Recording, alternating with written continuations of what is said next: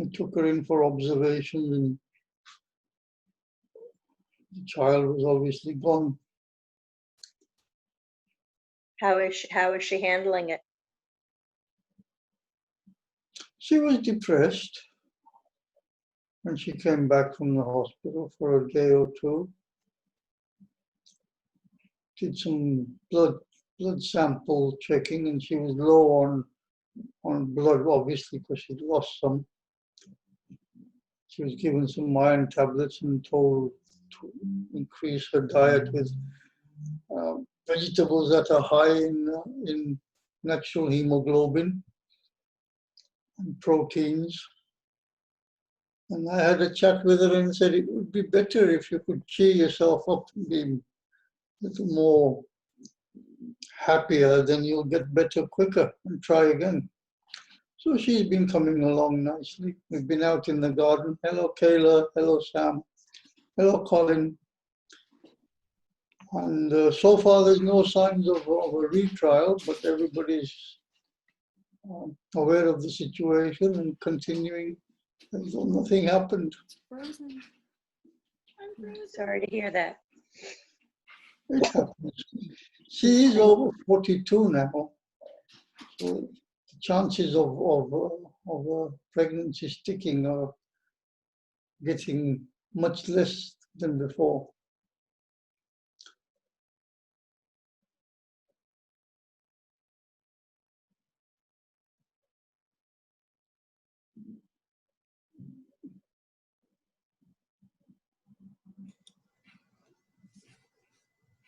I didn't get all of that, but what I heard, I'm sorry to hear. It's not a matter of being sorry. I accept your concern. There's nothing that could be done. All that could be done was done. Hopefully, we'll engage the medical services very early on next time to stop any spontaneous miscarriage. The chances of retaining pregnancy after 40 they diminish with age. And she's had 4 already. For children or for miscarriages? 4 girls already. Good. She's dearly like a boy. Maybe we should get a sperm count. Ready? Come on. You know, just since you talk about being 42, my youngest daughter, Veronica, my ex-wife was 45 when Veronica was born. And Veronica's turned out to be quite a robust, perfectly healthy kid. That's good to know. Thank you, Sam. But, you know, we did, the difference was at 45, it was mandatory to have an amniocentesis for her, not for the others. Mm-hmm. Mm-hmm. I'll bear that in mind. So there is a possible outcome. Mm-hmm. Hello, Alex. Hey, Alex. Hey, Colin. Stacy, good to see you again. Hello. Hello. And Kayla, how are you? Hello. Yay.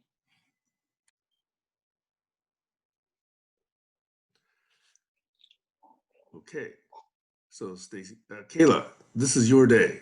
So you get to moderate it. You get to tell us what to do. You get to bring focus. You get this whole time. Thank you. I'm just going to check in on Facebook real quick to see if any of my friends are having trouble with the link. Does everybody want to check in and say hi and, you know, talk about their week? Or 3, as in the case of Stacy's. Yes, that's true. I'm confused. What do you mean the case of Stacy's? Because you've been not here the last 2 weeks, right? Or more. I was here last week. Ah, I apologize. I apologize. I'm It just back. seemed like I'm a while. back. It just seemed like you were not there for a while. Gee, You get that's kudos. And I actually addressed a lot of the comments you made, so that's funny. Not funny, but Hey, you know, these brain cells, they've been around for a while, okay? I got to turn them in for a new set.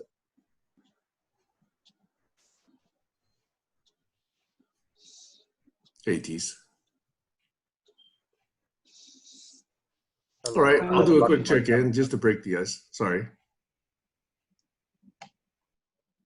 Okay. Let's see. Ronnie and I made peppercorn cream chicken last night for dinner with broccoli. So it's another opportunity to do some co-cooking with Ronnie. That was fun. Surprisingly, this week we've been playing less ping pong than normal, so that's not been good. Interestingly, my older daughter asked to borrow this little puppy over here because this one is the calmest of the lot. And she wants a puppy to go to her office to be with her during the day. So she wanted to borrow her for a while. So we'll see. The boys are quite robust. Man, they have energy. Man, they're strong. Man, they're thick. Anyway, things have been going well. Good stuff going on at work. So that's my quick check-in.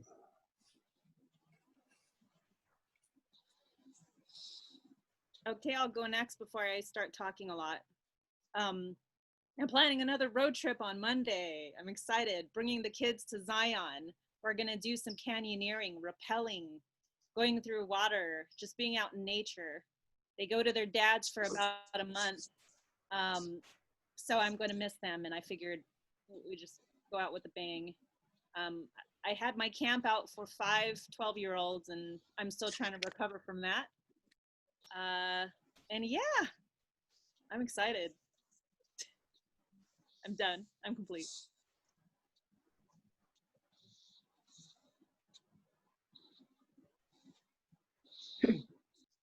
I'll go.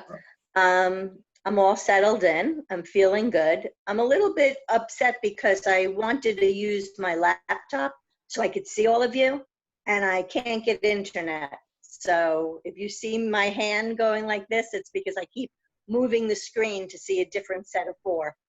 I also invited somebody to this call. I'm not sure if he's going to show up or not. And I'm happy to be here.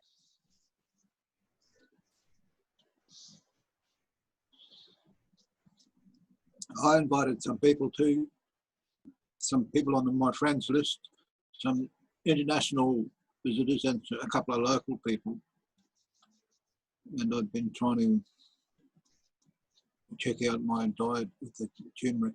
I've eaten too much turmeric lately. I looked it up on the internet and it says be careful with turmeric. It can cause kidney stones, which are quite a painful condition. So I'm cutting back on my turmeric.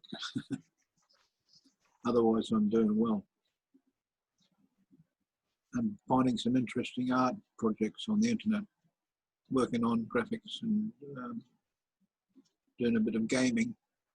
There's a program called Fallout 4, which is a game, and it talks about this guy called Alex.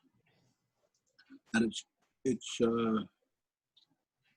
it's strange to be named Alex after the same name as the character in the game, because you get insights into your own activity sometimes. This is a game that rewards you for making the right choices and penalises you for your moral choices as well as your bravery. It's not just a shoot and chop and game like a lot of them were. Anyway, what's the name of that game? I'm sorry, what's the name of that game? Fallout. Fallout? Fallout 4. It's been through 3 iterations. Fallout's about the nuclear holocaust. It's set in the future.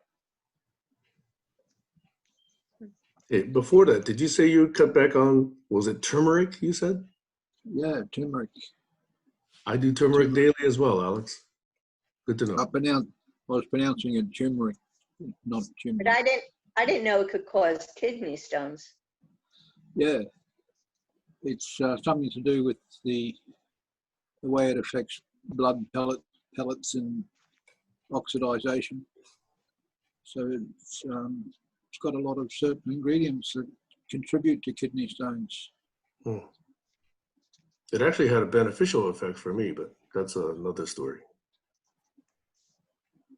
Yeah, I've felt great since I've been using it. I don't know whether it's the turmeric or the rhubarb, but you know, it's just I've cut down on my red meat intake and been doing more exercise. Increase in physical activity is part of the improvement too in overall general health. So that's me checked in. Thanks.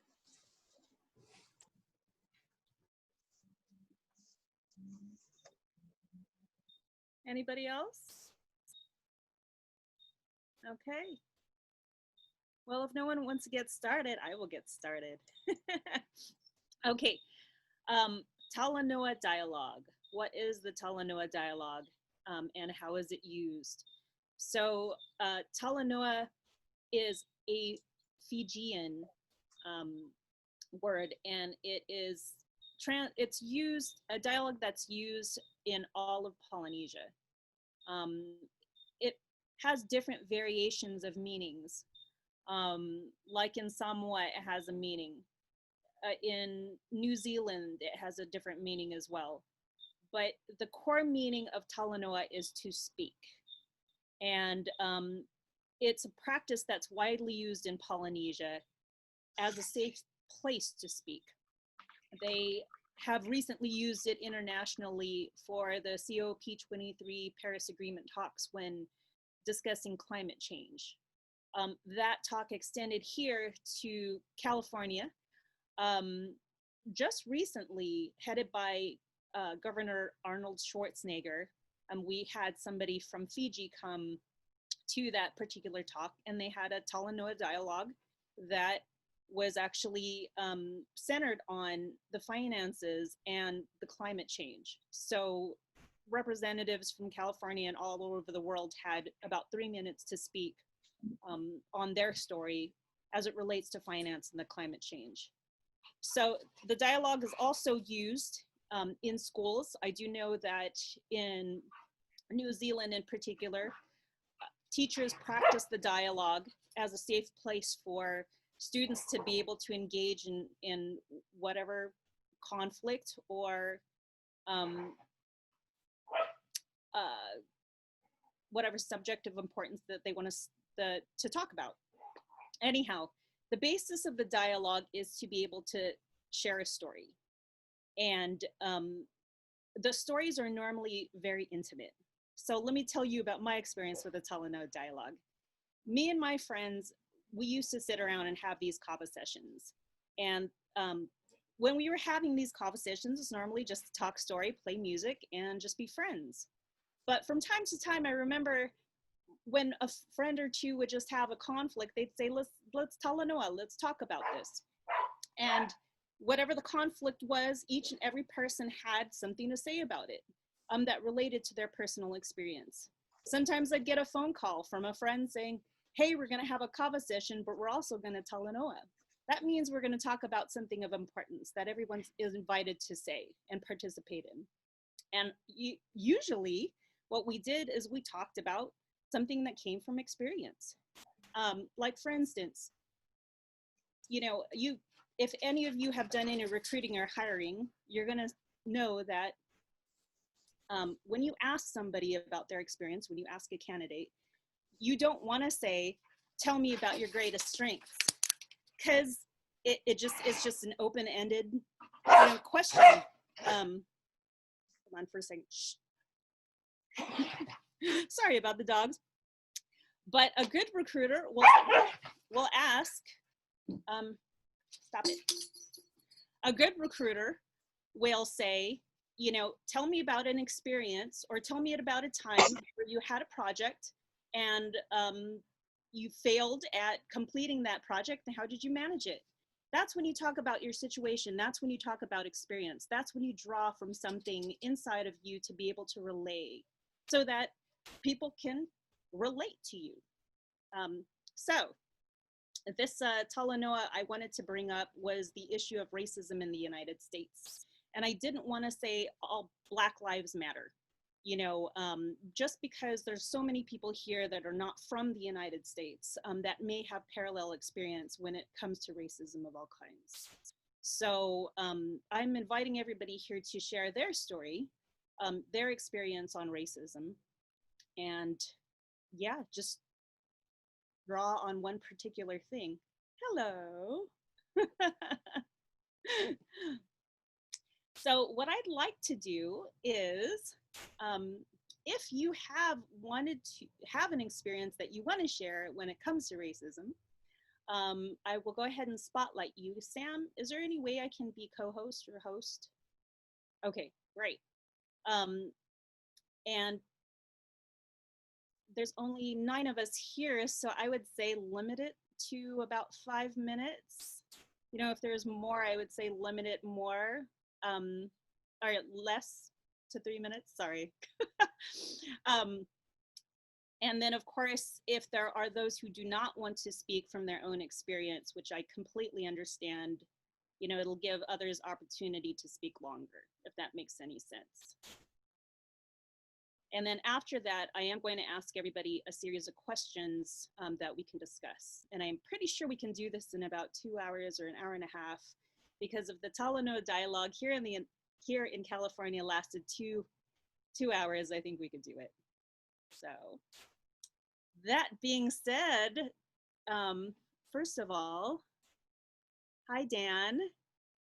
Would you like to introduce yourself? Tell us where you're from and just a little bit about what you do.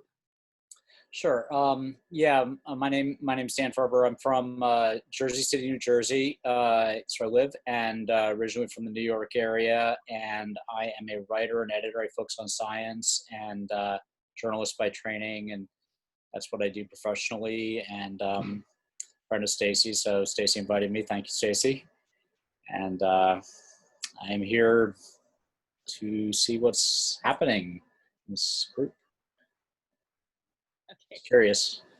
And I'm also I'm also interested in global challenges, so the name of the group appealed to me. Specifically environmental challenges, but lots of things. Great, well, welcome. What about me? Yeah, thank you. Okay, shall we all introduce ourselves and just let him know where we're from? Just something really brief. I'm Kayla. I'm here in Southern California, specifically Ventura County. And glad you're here, Dan. Thank you. I'm Mathies van der Veer, met the Netherlands. Over. Hey, Keith, by the way, there's a knocking when you speak, just FYI. I don't know why. Yes. There's a knocking still? I don't know why. Yeah, sounds like a tapping. Okay, that's not me. Just FYI. Must I get out and in maybe? Again, new connection Okay. might be possible. I'll go next. I'm Sam. I was one of the original 2 or 3 people who wrote a response to the Global Challenges Foundation, and this started about 3 years ago, probably. And I'm from Taiwan, but have been mostly in California, but have lived in Baltimore and Albuquerque, and currently am halfway between Seattle and Vancouver on Camino Island on the west coast of the US. By day, I'm a tech evangelist for a software company in Silicon Valley. And my other gig is I'm trying to realize, embrace, and expand Doug Engelbart's vision for collective intelligence. Over. I'll go next. Jaswinder Singh, from East Africa, now in the UK. And I don't have much of a story really, just a normal, everyday kind of person. I'm complete. Nice to meet you. I'm from down under, Australia, and my name's Alex Reed, as it says on the screen. If you've enabled the names on the pictures. And I do a bit of software development with games and graphics. but I'm not employed. I'm doing it for myself in my spare time.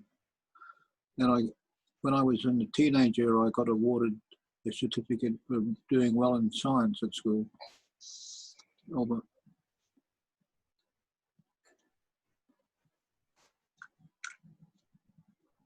Is Colin here? Yeah, I'm here, Colin, in Canada. I do software development. I'm a little distracted today, but interested in listening to the conversation. So he knows me, but I just want to say that it's always hard for me to explain what I do, what these meetings are about. So being that Kayla was presenting today, and it was going to be on communications and racism, something I know that Dan's really interested in, I thought this was the perfect meeting to come to. So let's see what happens.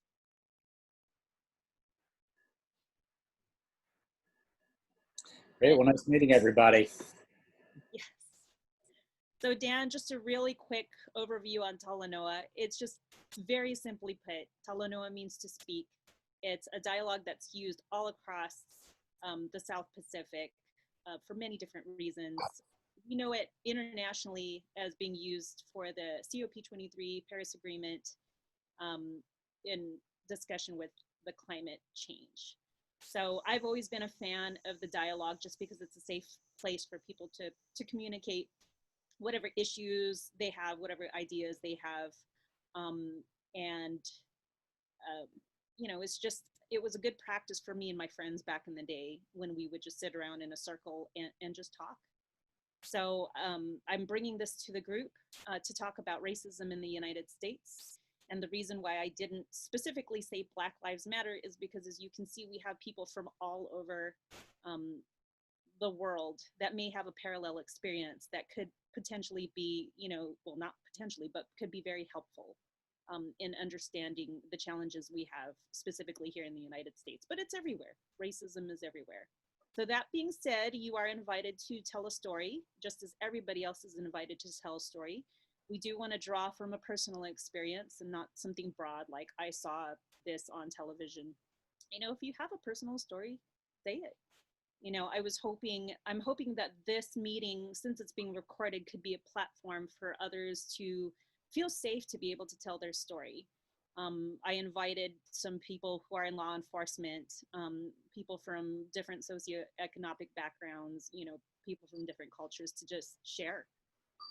And so this is what it's all about, just kind of sharing your experience. Afterwards, I am going to ask 3 questions, and everyone is invited, of course, to answer those questions too. So, does anyone want to volunteer first? Go ahead, Sam. Can I ask a question though? You had made reference to the fact that when people are sharing, this is not a back and forth. We're not actually trying to delve deep into each other's story. And so I was just wondering, what are some of the other guidelines that you were proposing here? So that those of us, I mean, I haven't been in a formal Tanaloa dialogue, so I want to make sure that I'm understanding, you know, the difference here. So when you're telling a story, you're just telling a story. It's almost as if you're picking up a book and you're reading it. You know, it's just a one-ended conversation. So when we tell our story, we're not going to say, well, they probably meant that, but you took it as this. No, you tell your story and you're done. You know, so put as much feeling into it as you want. You know, that's perfectly fine. Usually when we story tell, we don't interrupt. We wait till everybody's finished and we listen. When it's used for something particularly hard, what I found was a really good practice for me and my friends in the community I was with. They actually refrained from saying anything at all until the round of stories was done. And it kind of forced them to listen. So I know a lot of people here always ask, well, what do you think? And I often say, well, it's because I'm listening. It's just the practice of listening. And then the third thing is, I wouldn't really take anybody's stories particularly personally. Like I said, I wish I wish my friend who is a police officer, a Caucasian police officer, that would come to this meeting, because I would love to hear from his experiences too. And it's not personal to anybody but himself. So, you know, those would be the guidelines. Just tell your story. We're not here to talk about somebody's story. And listen, try to listen without judgment, because there's just different people are going through different things.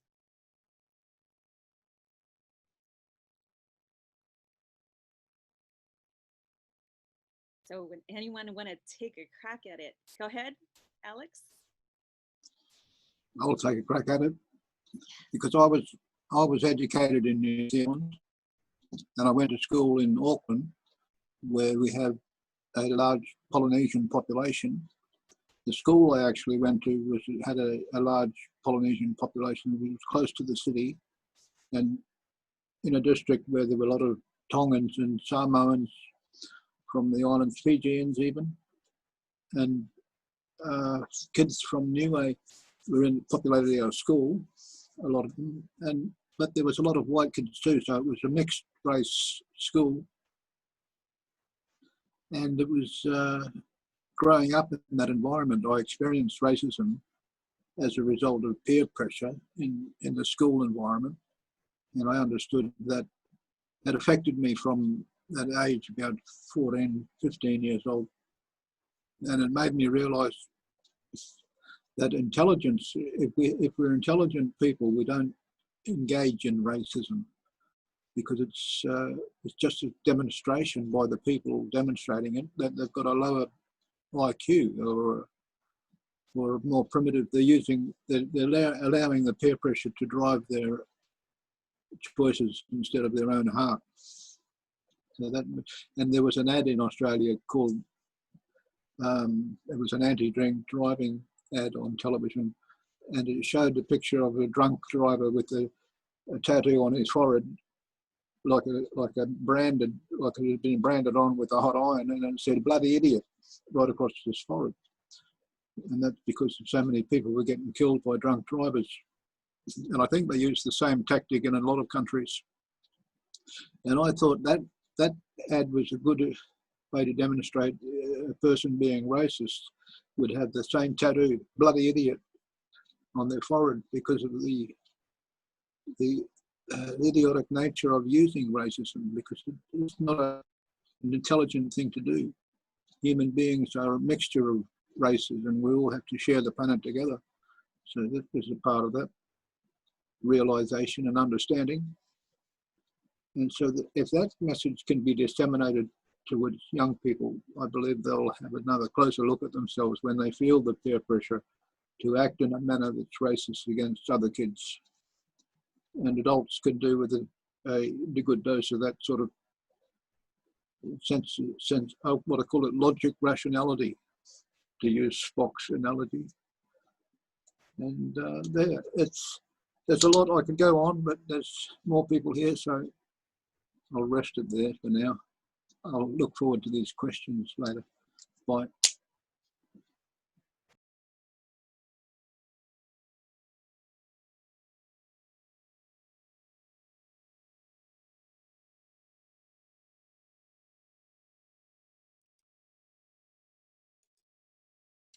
I'll go. And I realize as I am getting ready to speak about this, I'm not sure how much feeling I have on any of these. These are just little snippets. They're not really stories, but my context is I was born in Taiwan. My dad came to the United States when I was about 3. So we were able to join him probably about 2 or 3 years later. So my first landing spot was Palo Alto, Stanford, and then he got a job in Maryland at Johns Hopkins. So we lived there for 2 years in the downtown area. Then he got a job at University of New Mexico. So I was there for 6 years, most of my elementary and junior high years. And then he got a sabbatical to follow my mom to Seattle. So I was in Seattle for 2 years to finish my high school. And then got to college and was lucky enough to get into Stanford. So that's where I've been in the California Bay Area for the several about 30 years, almost 30 years after that. And then just the last 4 years, I've been up here in the Washington State area. So the little snippets that I remember, I mean, to me, it just seems like it's such a constant, pervasive part of my life that I can't really whittle it down. So I'll just mention a few. My first real feeling of being different was when I was in first grade, and it was made clear in no uncertain terms that I could never be president. Now, it sounds trivial sometimes when I say it like that, but for someone to come to a new country and immediately be told, hey, there's certain things you cannot be, for some reason, I've always remembered that. And that has always made an impact on me. When we got to Albuquerque, it was interesting that we knew no other Asian families, certainly nobody from Taiwan, I don't think. So, you know, you think of all the racial epithets that could be shouted at someone. I probably got them all because they didn't know what I was. I've been called the N-word. I've been called, you know, many different kinds of ethnicities that I don't even resemble. But the hardest part was, you know, I was coming home one day and some kid threw a rock. It hit me in the head and cut me open. It was a little bit, made me bleed. That was the one time I saw my dad get really furious, and he went out and go look for the kid. And if a neighbor hadn't stopped him, he probably would have done something that would have landed him in jail. But yeah, he was pretty mad at that. So name calling was just standard. Another thing I remember was, you know, walking home from school, I'd get spit on by kids that were just up in the trees, you know, and I wouldn't be realizing it, but, you know, that would happen. Lunches, lunch boxes disappearing, you know, lunch money disappearing, that was a regular occurrence. And also, it definitely felt like I was not dateable, you know, in school. I couldn't actually get across to even have conversations, and there's probably lots of other reasons, but I attribute at least part of that to being different. And then when it comes to the early professional years, I remember a really stark difference in that, you know, walking down hallways, normally you would say hi to people, I would think. And I think I see other people doing that. But it would be very, very seldom that my eyes met the eyes of someone else. They would always be like, you know, walking right past me. So that was quite an interesting phenomenon because I kept seeing, you know, hey, you know, why is this not? So I just gave you a little bit snippets. Now my experience is not nearly as bad as, you know, many of others, but the difference is it hasn't really gone away. It's just kind of always there, you know, and it's rare, for example, to be in forums like this where I definitely feel heard and listened to. But, you know, it still happens from time to time. And like I say, I'm not sure I have a lot of emotion there. Maybe I'm repressing a lot of it, but I just kind of recall it factually. And that's those are a few snippets I thought I'd share. Over.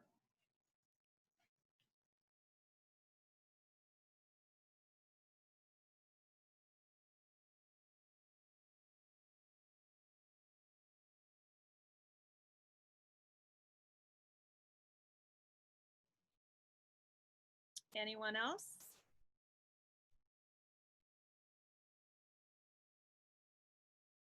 Okay, I'll go.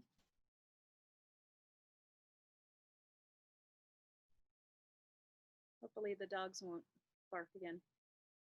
I was on a date with a black guy, and it was in the evening, not too late in the evening, probably about 8, and we were at the local Starbucks.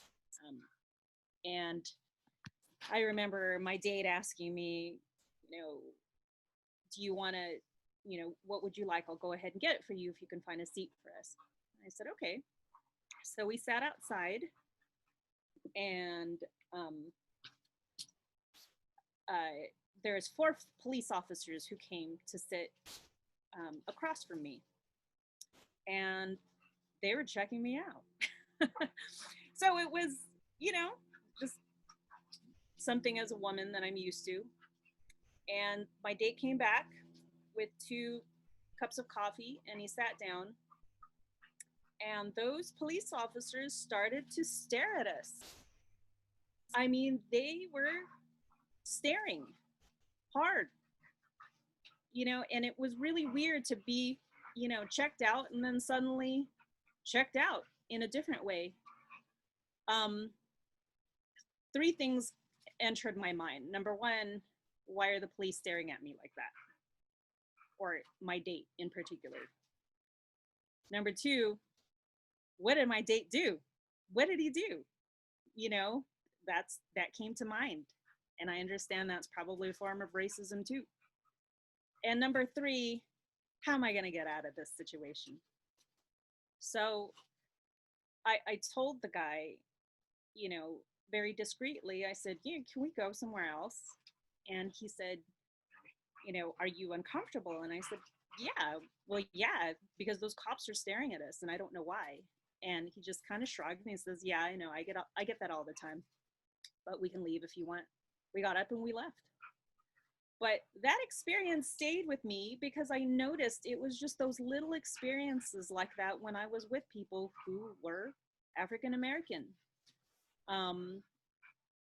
Whether it was the police or with other people, I noticed that small portion of racism that some of my friends were talking about, and it tripped me out. So, you know, again, it's not a huge experience. I didn't experience anyone getting beat. I didn't get beat myself, but it was an experience that just kind of made me wonder, you know, what's going on here?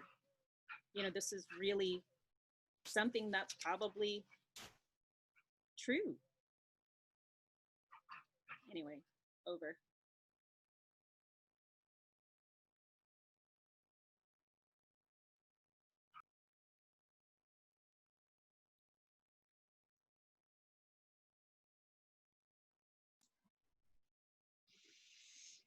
Well, as nobody wants to speak, I'll take the slot.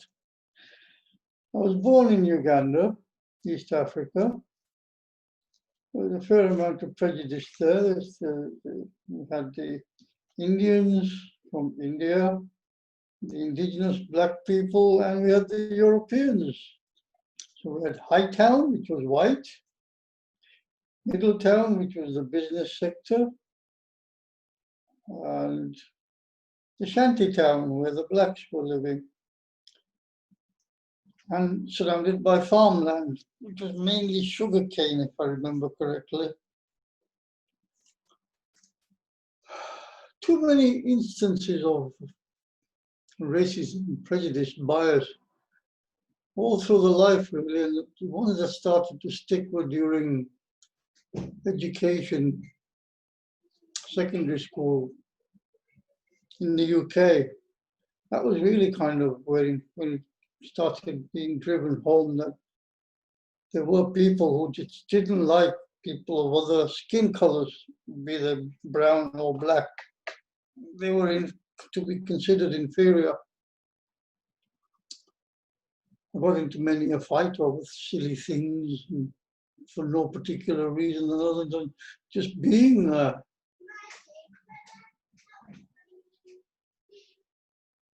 When I started driving, I thought that was pretty normal for a while, that you know, young people being a young driver, maybe that's why I'm getting pulled over. But later on, it obviously came home. That's because I was driving and I was colored. Instances like that. And going out with a white girl, that was really would draw attention. Going out with a black girl would draw attention too. So it's kind of a misfit situation all around, having to grow out of it and learn to handle it.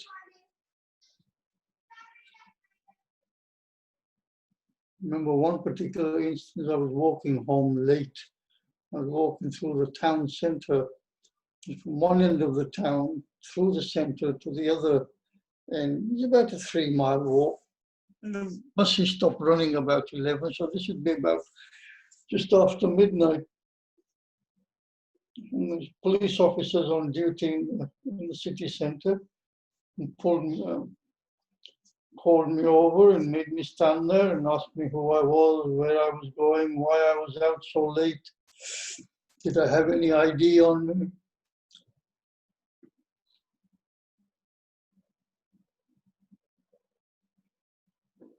There's so many instances that it's really hard to give any importance to any of them now.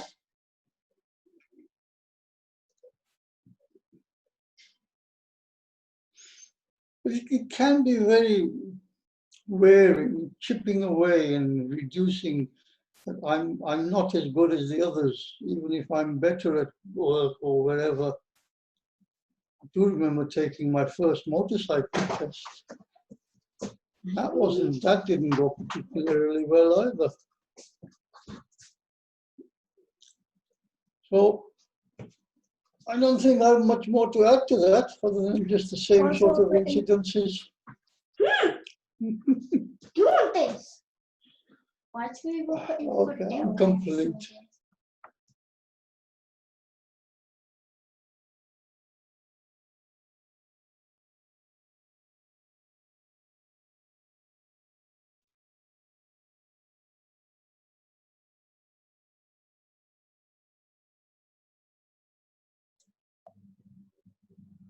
Say hello. Hello. Hello.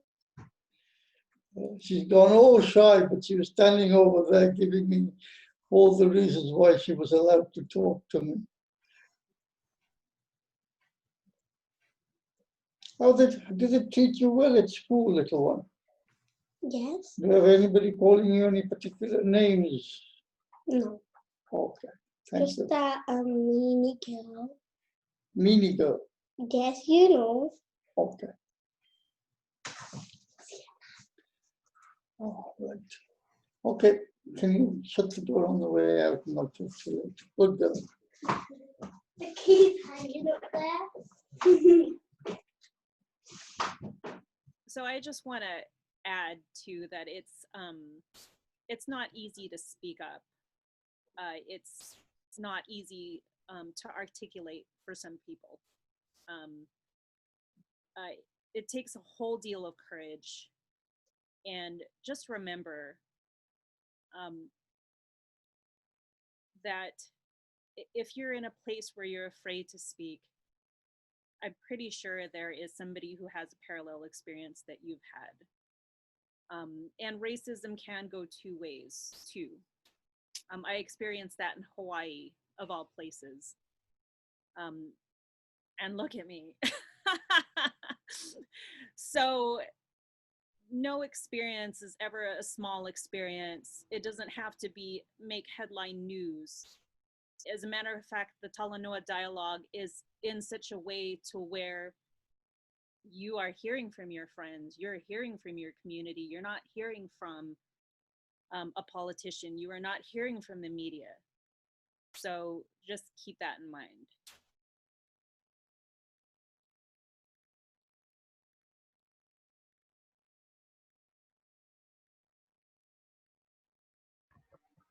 Go ahead. I know 2 languages in the Netherlands, and I'm able to speak a minority language in the Netherlands, which is if I speak that, I must be careful, because there are people that think I'm backward when I speak that other language, because it's mostly a farm area, that I'm living in a city area. So if I speak that language, I'm considered a dumb farmer. So it's Frisian. So that's, so I have to be careful, that's all.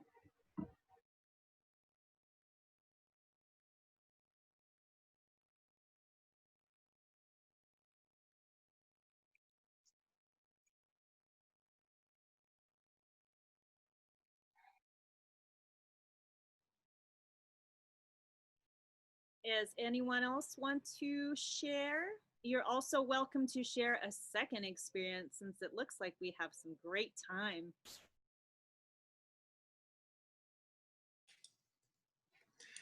You know, I didn't think of this at first, but when you talked about your dating experience with the police story, I I remember that, you know, when I was dating my ex-wife before we got married, and even after we got married, actually, for quite a while, we'd go to restaurants and we'd be handed the menu, but then we wouldn't see anybody for half hour, 45 minutes, sometimes an hour. And then somebody else might actually come by and say, "Have you been helped?" And I would say, "No, you know, not even water." And I didn't know what to make of it. I didn't actually associate anything. But after a few years, my ex-wife and then others started actually making the observation that it was because she was white and I was not. That was one possible explanation for many of them. And I never actually associated it as we were living the moment, but you know, it was just something that eventually kind of made sense. And that was also surprising for me to hear and to, you know, have somebody explain it to me that way, because it wasn't the first thing that came to mind, but that you could be, you know, stayed away from, you know, and not be served in a restaurant, which would want to make business, it seems. Anyway, that happened over a period of years, probably over a decade, probably more. It happens less now, but you know, some of you know that I had been seeing another woman after I split up with my wife, and she is also Caucasian, and it started happening with her also. And this is up here in the Pacific Northwest, as well as in California. Over.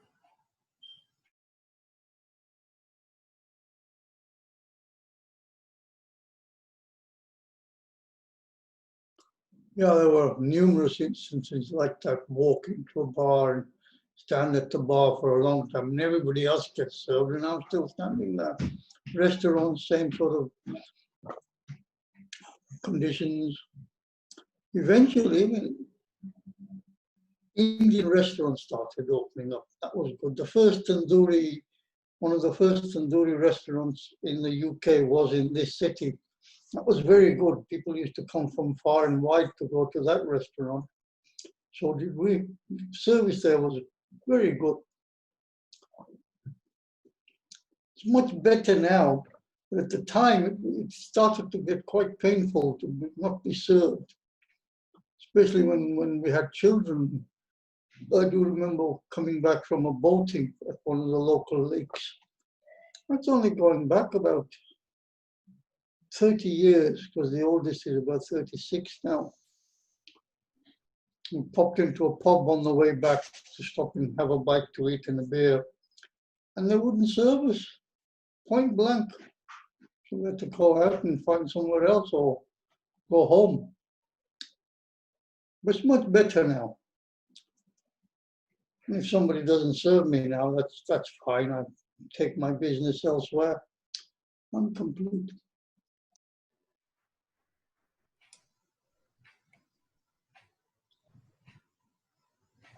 I could share an experience if you like. Not too much. I mean, I'm white, so haven't had that too much. But I am Jewish, and one time in college, I went to college in the South, and I went to a party, and this was a very Southern fraternity, and I went with my friend who my roommate, who was blonde hair, blue eyed, all American looking guy, and I was asked to leave, and he wasn't. And you know, because I was Northern ethnic, and that was very interesting and annoying. But that was the experience. And most of the time, I just sort of realized that other people have the experience more than I do. But that was something that, oh yeah, well, I've never forgotten that, what that was like. Then I've seen a lot of racism on the other side. We like to say, it's easier to talk about like when something happens to you, but I've been in groups where people have said stuff, and groups of white people, and just people have just said stupid things, and so that happens too. But so now I'm more braver than I used to be. I'm more likely to say something, but but I don't really hang out with people who talk like that much anymore. But nor did I ever really. But you run into it. So I think times have changed a little bit in the U.S. and Northeast. Where I grew up is very balkanized. Every town had its own ethnicity, and there were some towns, some places you just didn't go. So I think, I haven't really forgotten that. There's still a long ways to go in the U.S. as is clear from recent events. So anyway, that's sort of some experience of my own that I would share. Done.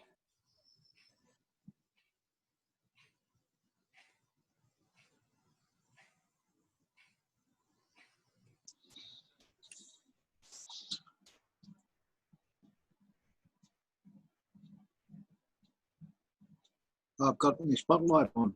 Okay, that'll have to talk now. I'm thinking about my first girlfriend, who was a Maori girl in New Zealand. Maori people are very vivacious and friendly, outgoing people, and peaceful people. Even though the Maori men are warriors, they're traditionally known as warriors. In the Pacific Islands, there's a very macho male outlook. Women do the fishing and carrying of water, and the men chop wood. But there's definitely a racism happening in the police force. I was in jail in Australia, and I noticed that there was, see, in society, white people commit just as many crimes as black people, and other races commit just as many crimes as any other race. It seems to be fairly level right across that sort of spectrum. But in jail, there's a higher number of dark-skinned people, and that's because most of the police are white-skinned people. So there's definitely a correlation there. So it stuck out to me, and that's why I'm concerned about it. And that's why I want to be able to help, want to be able to contribute somehow to raising the awareness and the letting it emerge in the community, because without a platform to preach from, without a platform to make statements from, political statements, it doesn't get into the ears of the people who should be hearing. It's like the conversations that matter thing that needs to happen. Over.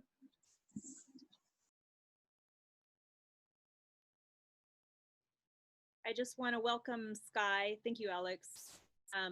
She is a friend, and she's also a dancer. So just letting you know, Sky, welcome. She said that she's here to listen, but you are welcome to share your story and answer questions as well. So nobody else wants to go. I will share one other story. I'll spotlight myself. I forgot about this one too. So I'm Filipino, but I have grown up in the Polynesian community. A lot of Polynesians say I'm more Polynesian than lots of Polynesians. And I've lived in Hawaii, I've lived in Tahiti. So when I was 19 years old, I went to Hawaii to live there. And I'm a very good dancer. So I got, a really good job as a dancer, and I got asked to tour. A lot of people didn't like that, especially a lot of people who are from Hawaii. I was young. Of course, if I'm going to be given the opportunity, I'm going to take it. Sounds like fun. It's up my alley. But a lot of the Hawaiian girls did not like that. And even at 19 years old, they did their best to just cut me down. And I remember one in particular said, you don't even talk like one of us. You talk like a haole. And if you don't know what helly means, it's just the derogatory term for white people. And I said, oh, well, you mean I talk educated? Oh, man. They wanted to beat me up. You know, it was not a good thing for me to say. But again, somebody who looks like me, who's into the culture, who wants to dance, I mean, I experienced that racism too, especially since I'm from the United States. Well, not that Hawaii isn't. And, you know, some people would pass that on as jealousy, but there are people of color hating on other people of color too. It's not just, you know, the colored versus the white. It's cultures just hating on other cultures for no reason. I'm complete.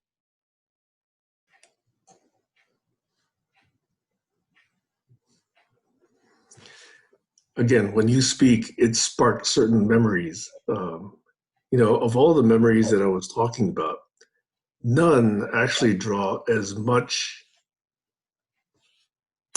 deep-rooted triggering as being Taiwanese in Taiwan. It turns out because we grew up in an age where the Chiang Kai-shek regime had come over from mainland China. That was the worst racism that my family has experienced, even compared to what's going on here in the United States. Some of you may know that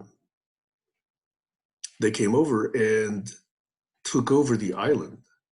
And part of that involved killing somewhere between 10 and 20,000 Taiwanese. You know, these are doctors, politicians, teachers, professors, lawyers, you know, the people who were able to make that society work. And because the Mandarin Chinese wanted to come in and take over the island, because that was the only place they had to go because they were fleeing Mao, they knew they had to, in a sense, remove the ruling class. My grandfather was kind of like a mayor of Tainan. And when the violence broke out, that's when it started with a simple, you know, soldier, you know, being rude to a cigarette-selling old woman. And when that escalated to violence, and I think she was killed, you know, that's when the locals really objected. And, you know, that's when people started dying because they just started firing. And in Tainan, where my grandfather actually attempted to broach the peace with the ruling militia or slash military. Number one, only one person died in Tainan, which is very rare. But the backlash he got from that, from the Taiwanese, was that he was viewed as a collaborator, a treasonous collaborator who would actually speak to the Chinese to try and broach peace. So he, in fact, is even remembered in Taiwan with a mixed history now. You know, many of them credit him with saving lives in Tainan, and there's still a small faction that kind of views him as being traitorous or treasonous because he actually would talk to the Chinese. So it's a very interesting position to be in. And the reason I mention it is because it was decades, it was many decades before even my family members would tell me that story. Because even they felt that, you know, there was this conflicted reputation, and they felt that, you know, we were too young to even understand that. So it wasn't until very recently that I even heard that story. And then secondly, even when I'm in the US, I was writing a paper for a political science class. That's one of my broad, you know, requirements to get a degree at Stanford. So I took a political science class, and the professor's name was actually Kennedy. And I wrote a 30-page paper about the Taiwanese independence movement, trying to get itself out from under China. So I was attending various conferences. You know, there's various different independence groups in various different areas. And so there would be these meetings in the San Jose Bay Area. And when I was attending some of these, the Taiwanese government sent many agents to attend these meetings and incite violence or unrest wherever they could. And they would actually come right up to my ear, like within 2 or 3 inches of my ear, start shouting at me and trying to get me to actually react so that they could then gang up and then, beat me to a pulp. So I actually had to have extreme self-control to not escalate it to violence. And they did this everywhere. The KMT, the Kuomintang, was very effective in suppressing even overseas Taiwanese independence movements. At that degree of culture versus culture, I've not seen it personally any worse than what the KMT did, even to overseas Taiwanese, and going all the way back to like 1947 or 49. Over.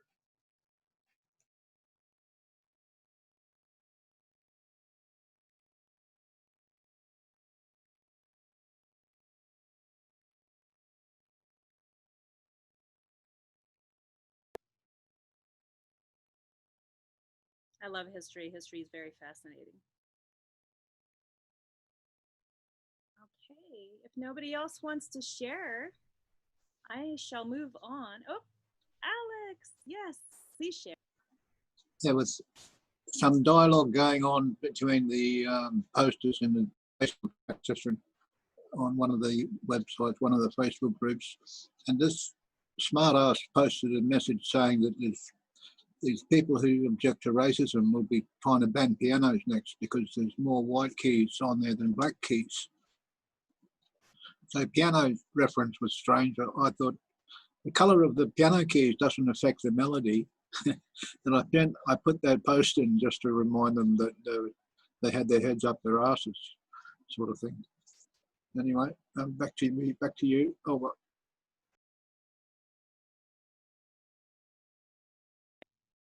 I love that analogy. I think I'm going to use that.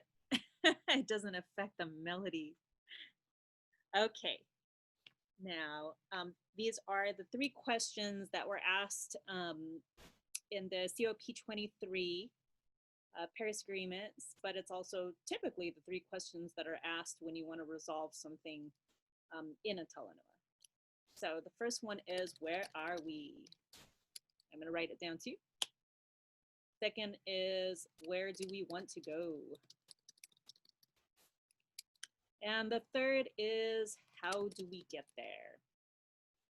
How do we get there? Okay. So thank you, Sam. That was fast too. Okay. Where are we at? Sometimes it's obvious, but I would love to hear from everybody. So, anyone want to volunteer to go first? Yes, I volunteered because I've noticed that over the years, I mean, being 65 makes me in a position where I can look back on quite a few years of dealing with interpersonal contacts with other people and other races of people. And the thing I've seen stand out to me is the fact that since about 1985, 1990, we reached a peak, I think, of human intelligence where we were just before the age of machine language and computerized AI. It was a time when we came out of the 70s with there was the earlier area was the rock gospel era when they had the Who and Tommy and Jesus Christ Superstar, the age of Aquarius, and the flower power movement was dying out. And we reached a pinnacle of creativity amongst social engineering. And it seems to have taken a dive since then. It reached a peak and had taken a dive. So that's the impression I get. And I think it might be due to fluoride in our water or something, because it shouldn't be happening. Maybe the education system is responsible. It needs to change the way we educate people. There seems to be a need for more heartfelt involvement in emotional responses, in psychological teaching, so that people know how to cope with situations that involve peer pressure. because most of it is peer pressure. You know, deep in our hearts, we respect other people regardless of their colour or race. It's only when we get in a crowd, I think, that a lower IQ, a lack of training and a lack of sincerity causes us to react with the peer pressure and go with the flow of the crowd, which is bad news for the community and cohesion. So to solve that, well, what do? Simplify the problem and work on it from there. Einstein said he would spend 90, if he had 1 hour to solve a problem, he'd spend 90 minutes analysing the problem and 10 minutes selecting the answer. Spent 90 minutes simplifying the problem, analysing it and simplifying it. Anyway, I'll shut up because I'm starting to rant over.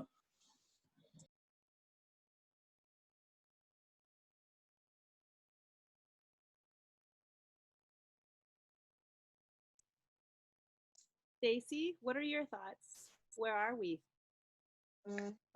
Well, actually, I was just I didn't share an experience, but what Alex just said made me want to share what I had been thinking the whole time, but it just wasn't enough. I was about 10 years old, and we were on vacation in Florida, and I had made friend with this other 10-year-old from Kentucky. I still remember her name and her address and everything. And her older sister and some of the kids were going to walk down to one of the fancier hotels that had a game room. So she asked me if I wanted to go. And, you know, back then, even when you were young, you were allowed to like stray. And so I went and I got my money for the machines. And when I came back, something was going on and I didn't really understand what it was, but she said, we're not going. And being who I am, I kept pressing, but why? And it turned out that some of the other kids didn't want me to go because I was Jewish. And that was a shock to me because I grew up in Queens. It was a very Jewish area. I had never experienced that. It was a real shock to me. But I know, so we did not go, but as Alex was talking, I was trying to remember if the older sister wound up going or not, because I remember Leanne, who is the friend, and her sister going back and forth, because Leanne definitely was not going. And I think the sister was having a hard time between wanting to go and have fun and being with people that she knew she wasn't raised like them. She wasn't raised to hate. And so when Alex was just talking about that peer pressure, it just made me think about all of those things.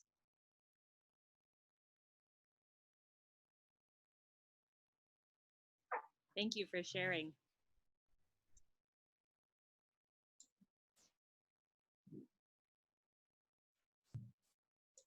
Go ahead, Jaswinder. 3 questions. Where are we? Where do we want to go? How do we get there? 3 simple answers. I'm nowhere. Where do I want to go? I don't want to go anywhere. How am I going to get there? No how. I got plenty of know-how. I'm complete.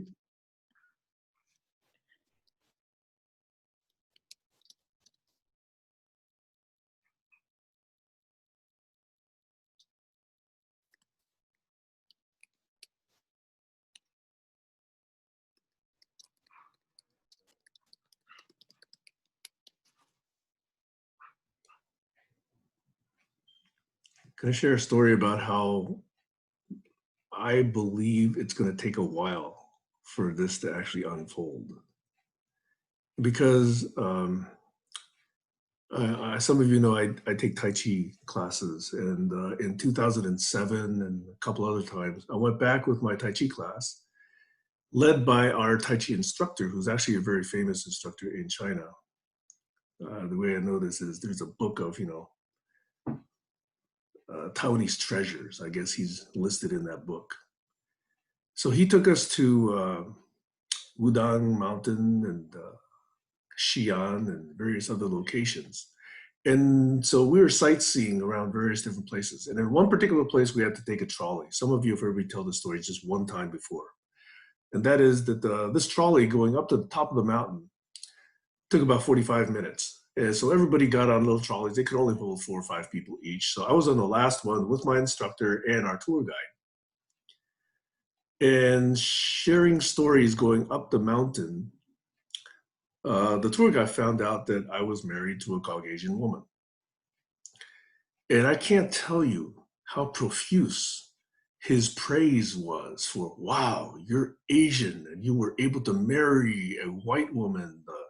You must have all kinds of, and he started listing all these things that he thought I had, attributes, you know.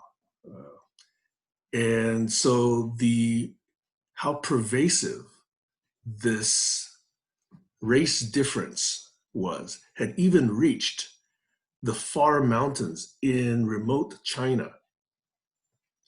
And that was how people viewed the white race, you know, the superior race. They'd even communicated that all the way into the remote areas, so that I would get this kind of a reaction just, you know, sharing stories about being married to my ex-wife.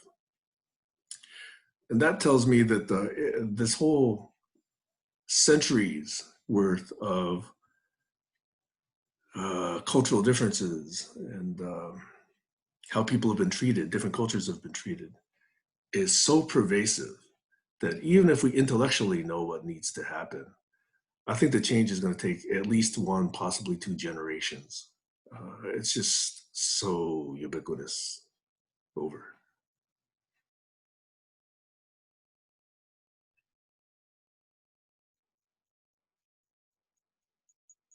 A lot of really deep-rooted problems will take a long time before real change has to happen. But on the good note, I do feel where we're at right now is we're at a crossroads with looking at that again. You know, with the use of technology, we can now see, albeit sometimes it could be distorted by the media, but people have their cell phones and they can record violence, unfortunately. But on the good note, we've got it. It's viable. It's here. This world is becoming global. People understand that we all need each other, you know, and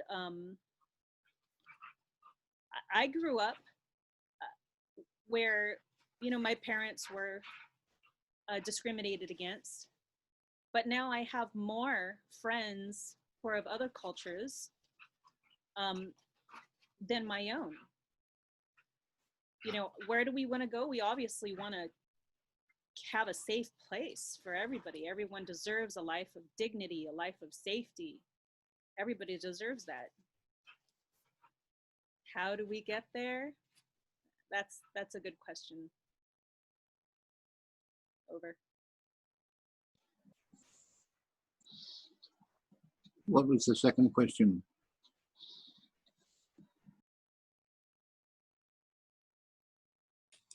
Where do we Where want do to we go? want to go? Sorry, stereo. Okay. There's a limit to how much is acceptable, and kids are not being taught that in school. So that's, I want to go where we want to go for me is to our education system, to have it poked and prodded and reshaped, and so that it allows kids to come out of school with the knowledge that racism is something that's not acceptable. What are we willing to tolerate? You know, this is the question. So if we're not willing to tolerate the stupidity that seems to be implicit in racist acts, why should we tolerate it? And why shouldn't we have a system that acknowledges people who don't engage in it and be able to identify those who do more readily? It's one of the rules, one of the simple rules you can have with an emergent movement or organisation is the simple rule that we have there's degrees of tolerance that we find acceptable, and people who go over those lines, who cross those lines have to be dealt with somehow, to acknowledge the fact that they've crossed that line and be responsible for it. Over.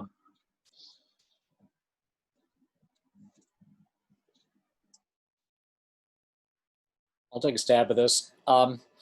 Where are we? Well, it's obviously very racially conscious, very racist area. But I've seen what's happened in the U.S. and what's happening now. I live in a city, it's a majority minority, and I've seen a lot big, huge, peaceful protests in New Jersey, and I also have seen. I think we're at a tipping point. So I don't necessarily agree that everything is going to be gradual. I think people's attitudes can change gradually, but I think socially, we saw this with the LGBT movement in rights in the U.S. changed quickly over the course of a couple of years. And I think that we're at a similar moment historically with the Black Lives Matters movement, and in the U.S. anyway. And I think there's a lot of possibility right now for real change. And as far as how to get there, like in my own experience, my own life growing up in a pretty segregated area with only a few Black kids in the school, like I was kind of afraid of Black people, I don't know if that came from my parents. It was like, it was dangerous in that majority Black community, or in the city in New York City, where we would go to visit relatives when I was a kid. And then as I got to know people, I think dialogue is the way. Dialogue, just getting to know people of different races. And then it's like, oh yeah, everybody's people. It's not, to me, it's not that complicated. It's like, it's getting to know people of different races and just seeing that they're regular people and just listening to their experience. And I'm still doing that. So that's kind of how I see it. So thank you for letting me share.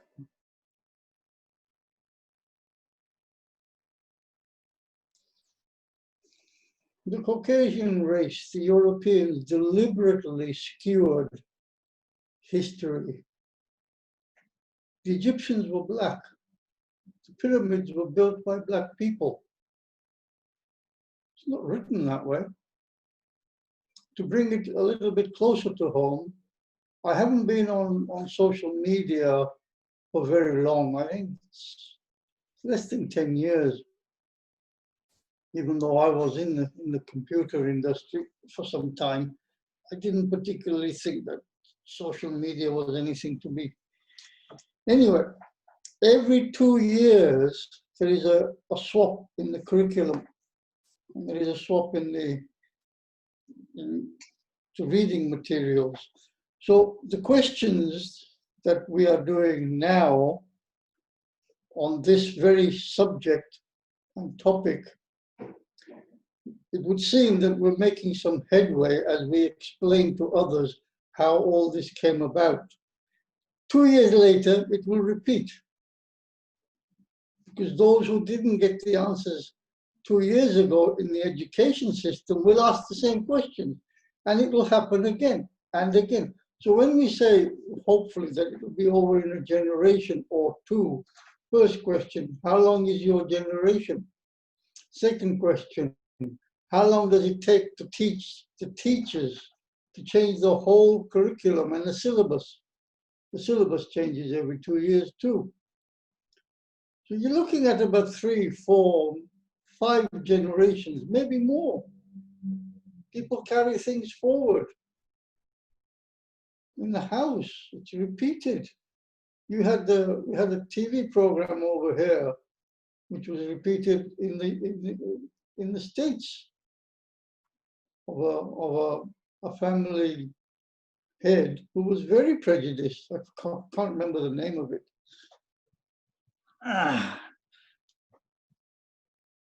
And then that sort of series was followed by the likes of later on the Friends series and other series. So although it's ongoing, out on the street,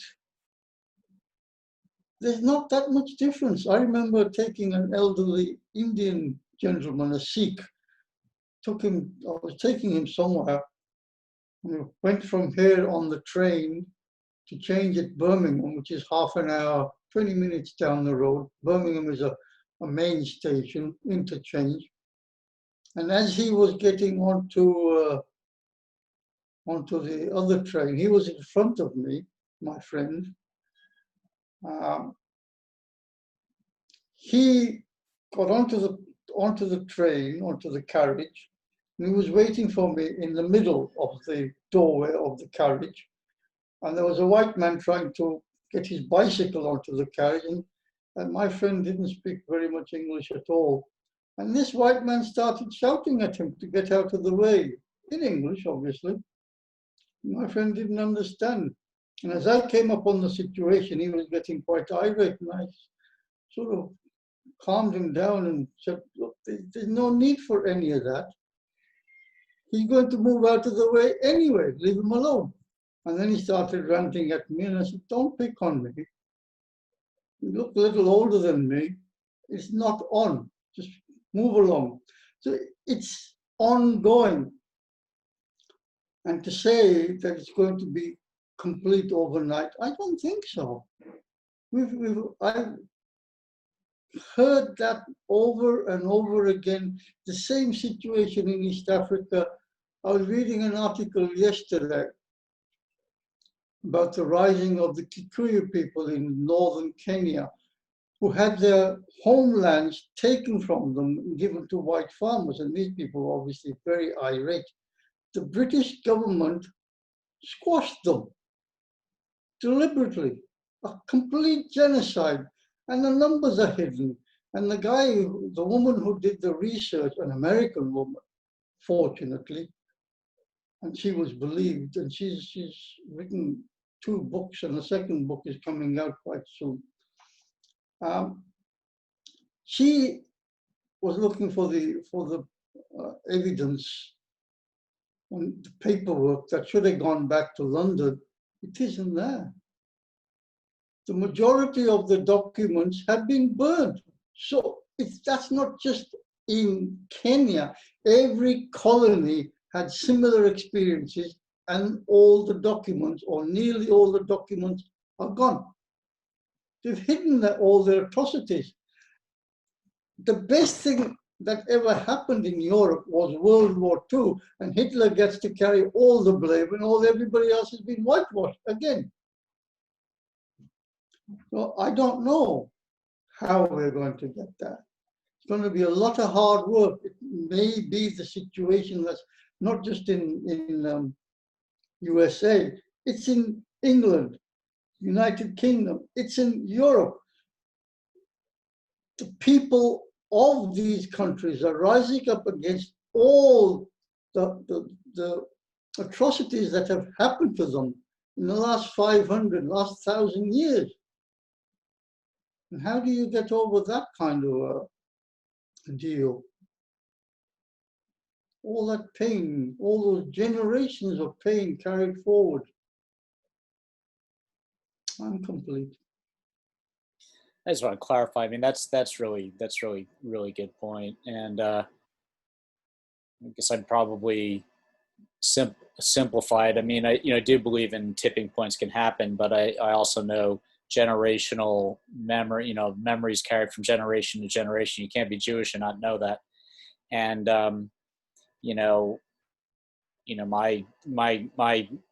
my grandmother was in a pogrom, when she was a kid, I knew, things like that happened, and, in the old country. And so, this stuff, and you hear about it, I think about the reflections that have come through the family stories, and I'm optimistic that tipping points can happen, because, I do think it's possible, but I also think there's a backlash. You see that in the U.S., where something will happen with civil rights, and then there's a backlash. But I think overall, I believe that there's an arc towards progress, and I think that we're in a really key historical moment right now. And I think, and I'm understanding it's more worldwide. My vantage point is U.S., and particularly an urban part of the U.S. But I do see this as a moment where we can catalyze real change. but it won't be easy dealing with people's attitudes. But thanks. Sam, you had your hand up? Yeah, thanks for saying that, Dan. I think that the good news here, even though it may not appear as good news, is that we're seeing all of this violence. It would be worse if we were not seeing it, like we're not seeing it for decades. So the fact that whether or not you believe in a surveillance state, or whether you just believe that somebody hit on the fact that cameras ought to go on these little devices that we carry everywhere, that seems to be bringing the visibility that is so needed. Otherwise, we wouldn't know how many people, are showing up at these rallies. The mass media certainly is not going to report it fairly. Just like, never mind, let me not get too political about that. So it's the fact that we can carry these devices that are recording history that is letting people really finally understand how pervasive this problem is. And it has to get there before we actually take more action. That awareness is necessary before we could actually affect that change. So it's part of the forward progress, I think, that we're seeing all of this. Unfortunately, people are dying, but it's better that we see it rather than that they be dying in silence, which is what they've been doing for decades or centuries. Over. That's a really important point. I'm a journalist by trade, so I certainly agree with seeing and also hearing people's voices, hearing diverse voices. And that's actually something that, my own profession could do better, feature more diverse voices, and starting to happen. Social media is a place where you can find some of that if you look, but you have to look for it. So I think hearing people's different stories is sort of this related to the theme of dialogue. But the media, which I'm part of, although I'm not doing journalism at the moment, but it's important to have diverse voices and tell people's stories, and we think about that, and we do a lot better job worldwide, I think, telling voices of non-majority people, just other races, and minorities in general, rather than the dominant culture, whatever the dominant culture is. Over. Thank you. Dan, I'm so glad you came on this call since you're in the media. Yeah. Oftentimes during times like these, somebody from the media is often looked at as the bad guy, just because of the different types of reporting. So I'm really glad hear from somebody from the media. That's good. Thank you. You're just a person too, so.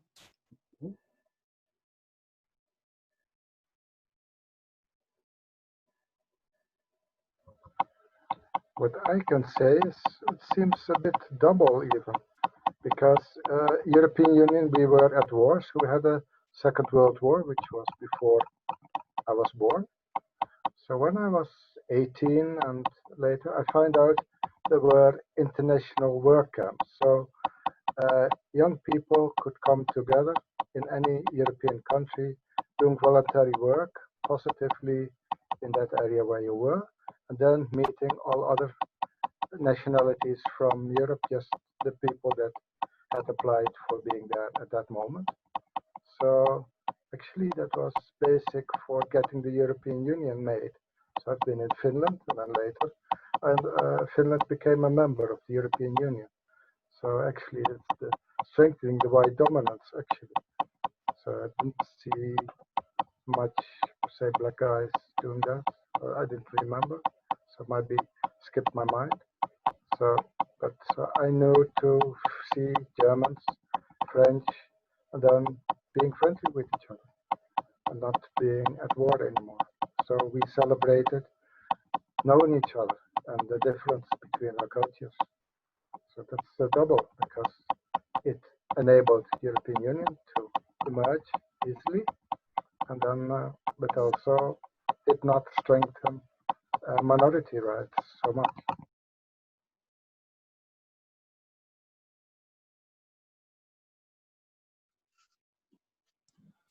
That tapping sound was coming from the same place as your microphone. diaphragm. So you might have you've probably got a gremlin in your computer.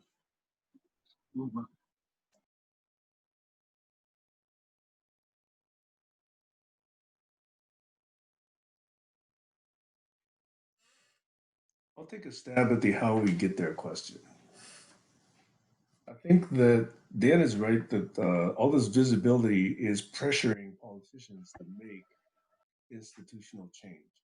And some of that's happening. You know, we're seeing this quote unquote 10% defunding police, reinvesting into civic programs, that sort of thing. That might be good.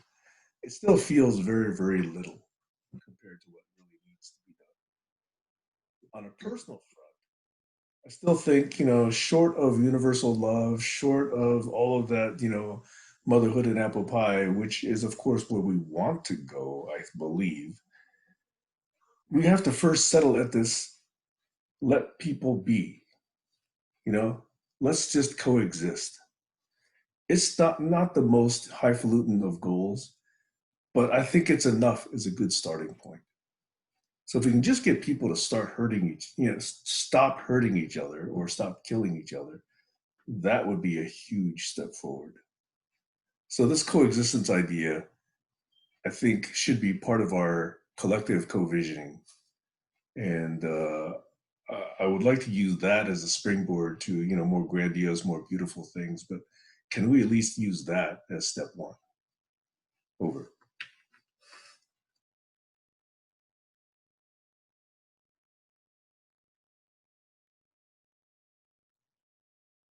Colin, are you here? Do you want to say something? Yes, I do. Woohoo. Let me turn up my microphone first. I know this microphone's crappy.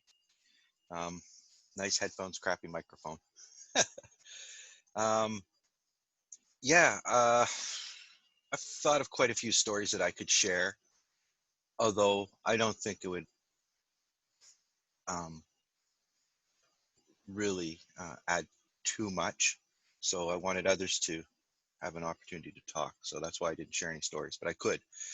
But the one that I wanted to speak on was what Sam just said, because I think that racism, bigotry, entitlement, privilege, worldview, generations, borders, fear, this is mine, not yours, animal instinct is where this all comes from.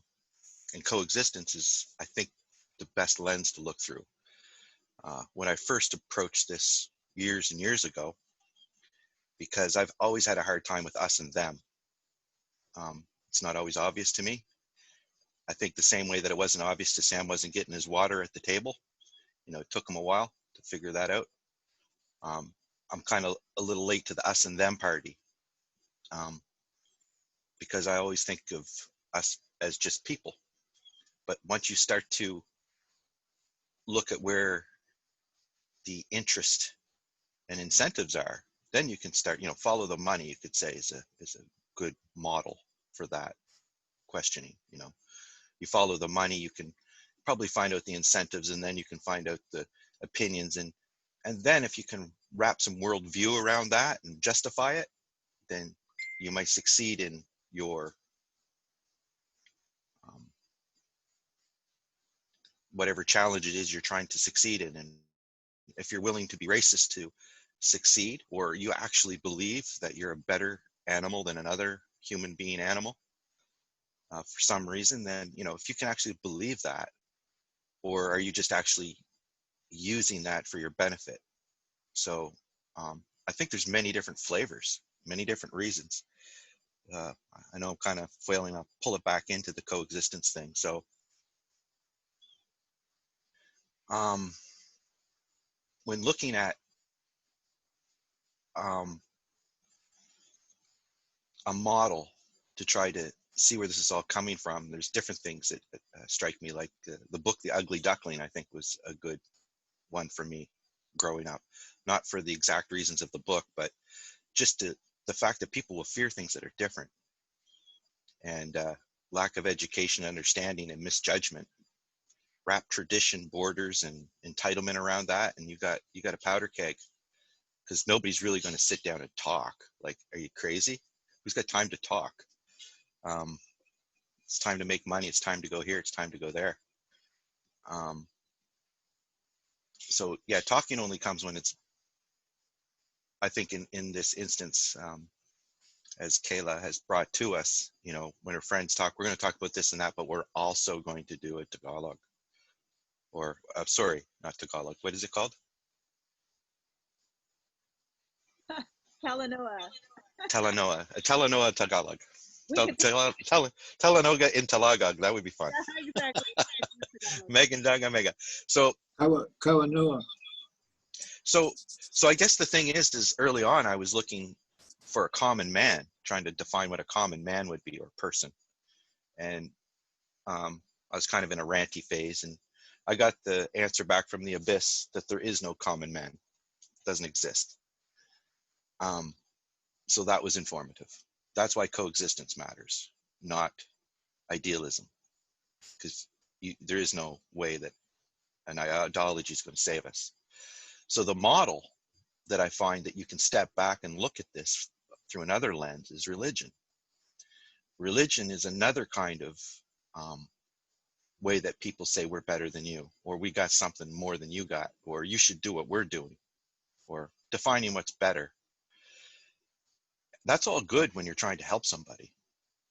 But when you're trying to overpower them or force them, or say, I'm right, you're wrong, or you must do it this way, or, you know, when you're making rules.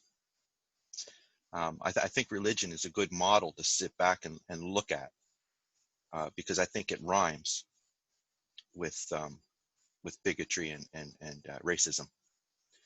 And that's why you can't tell the quality of a person based on what religion they're in, because there's good and bad people in every religion, and so forth and so on. So you really do have to know the person. As Dan said, it's in communication, but it's in meaningful communication. And while all the incentives are packed up and nobody really has time or cares to discuss things, then you know, I think it's going to be quite a while before the animal can shake off this inbred fear. Like, I guess humans are born scared of snakes. I don't know if that's true or not, but there's this inbred knowledge that we have that I think passes through generations even. I don't think we really understand the human animal yet, but we definitely are getting to what I believe is a crossroads, and where things could change quickly.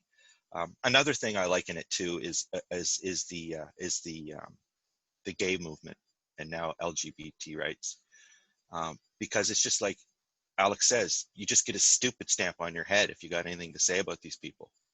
It's like, what business is it of yours to talk about what they want to do in their lives? So, you know, religious people will do it. Ignorant people will do it. I guess the funny one, I always thought, like I told my friend when he was getting on about gays and stuff, and, you know, there's a lot of bad ideas in the small town I come from. And I would say, well, if you're worried about gays, it says, why are you worried about them? It says, you should think about gays as much as you think about your parents having sex. And he never really had much to say about it after that, you know, because you don't really consider, you know. So, you know, what is it your business? And I think answering that question, what is it your business?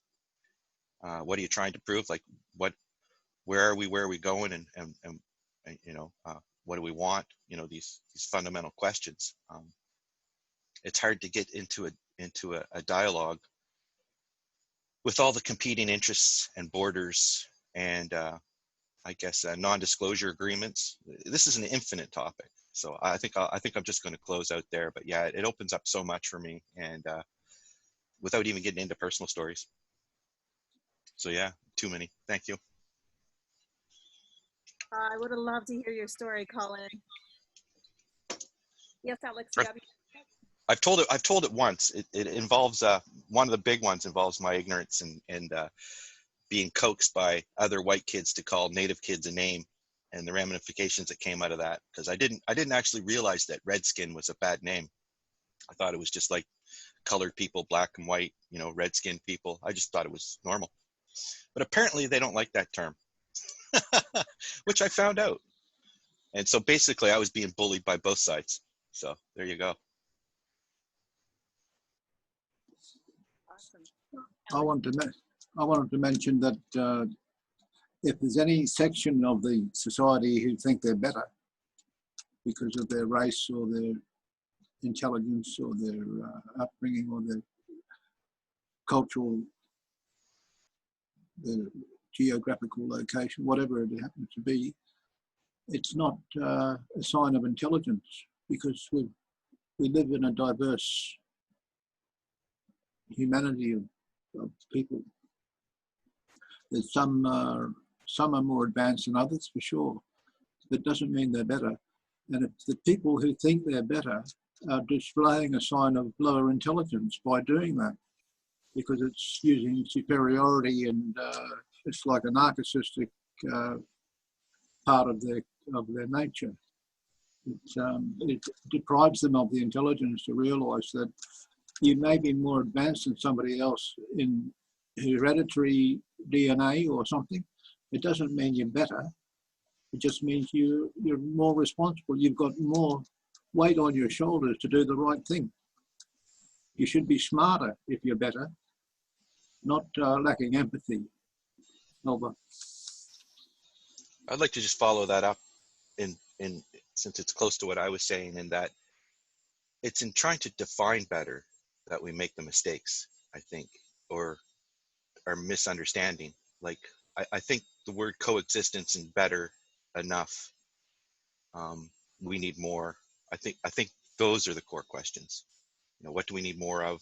What is better? And realizing that it's very difficult to answer that question as soon as you open the conversation up beyond your borders, which most people don't. That's probably, you know, a big source of racism. It's better for us. This is our land. These are our borders. You come here, you're going to act like us. Why don't you go where you came from? Blah, blah, blah. It's like, it all makes sense if you think back a few hundred years. But when you take the idea of what's better for humans on Earth, a humanist type of point of view, as opposed to a Christian or Buddhist or communist or Marxist or, you know, any one of those ists. I think humanists is the closest one that I've come to, because it's better is defined as, you know, what's better in a way that doesn't harm other people. So, you know, and I listened to a guy, I put it on one of the maps, and he was saying the question to ask going forward is it something that's going to hurt the future of our children? If it is, don't do it. That should be a fundamental law of some sort. I'm sure there's exceptions, but if it's something that we're putting it on the backs of our children, that's something we shouldn't be doing.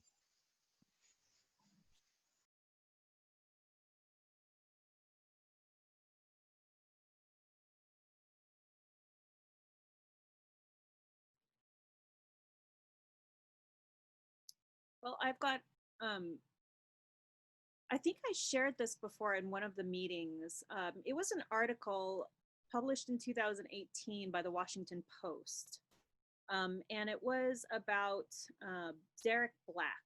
And Derek Black is the son of one of the major white supremacists, as well as the nephew of one. So he was born in that family of, you know, white supremacy. So he was the heir, so to speak. And he'd been bred and you know, encouraged to toe the line.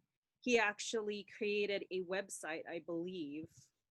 I don't remember. It's a lovely story, and I'm going to put it up here if you want. But he also started creating these talk shows. Well, not talk shows, but he would go on the radio and just start talking about, you know, white supremacy. Again, the white flight of Derek Black. Anyhow, what I loved about that story is he was highly intelligent, and he actually chose to go to a school that was more for the arts. There were a lot of quirky artsy type people there, people from other religions, people from other cultural backgrounds. And once they found out who he was immediately alienated. I mean, nobody wanted you know, a supremacist on campus, especially somebody who was, you know, spreading these horrible ideas worldwide. So anyhow, one guy, a Jewish guy, had invited him over for, you know, their weekly supper. And at first he was just there to talk. Yeah, that's it. The first day he was just there to just talk and have dinner. And then after a while, a couple of students came and more students came, and they finally built the courage to ask him, like, why do you believe this? And it was through that conversation that kind of, you know, led him down the path to his own research in and education, you know, in discovering scientifically we're all, you know, the same. There is no superior race. There is no superior culture. We all come from a DNA that's mixed, you know, and there is no scientific proof whatsoever, you know, that one culture, one race is above another. And I just love that article. You know, it's well written, and it just shows that in the end, he realized everything that he learned was fake. It was false, you know, through his own discovery. And I truly believe he was highly intelligent, but he also had that, you know, desire to learn, and he also had empathy, you know. And with that, I think I saw a quote here. It says, opinion is really the lowest form of human knowledge. It requires no accountability, no understanding. The highest form of knowledge is empathy, for it requires us to suspend our egos and live in another world. It requires profound purpose, larger than the self-kind of understanding. From Bill Bullard. Anyways, just wanted to share that bit. Over. I want to say something. That's so that was a memorable story. I remember it too. And when from what I guess is 3-4 years ago now, it made a big impression on me. And it's just an example of what I meant when I say bringing out different people's voices. So this is a former white supremacist, and who becomes the opposite of that. But so it's a pretty remarkable story.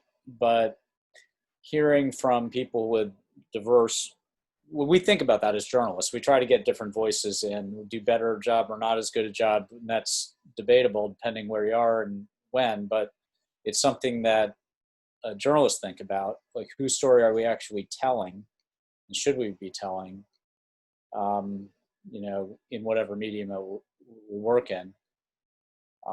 So, and you want, you know, here's somebody who has a very unusual experience. It's benefiting our audience, benefiting the audience to tell that story. So I think the media has an important role to play here in getting diverse voices out here. And there have been a lot of efforts and things have happened. It's better than it used to be, but still a lot of work to do. I'm done. Thank you.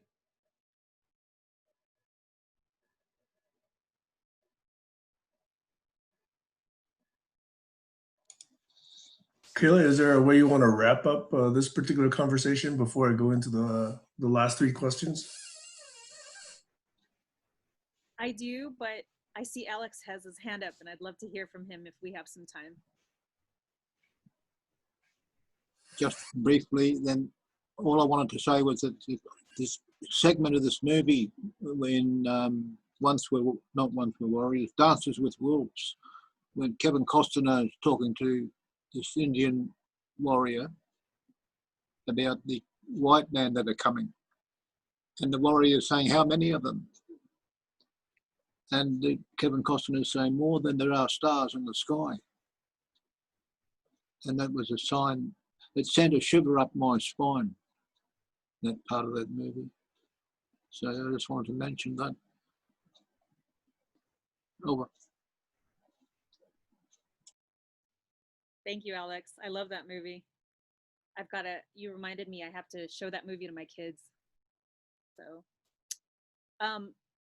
as far as wrapping it up, I just want to thank everybody Stacey, you That's want to? okay. That's okay.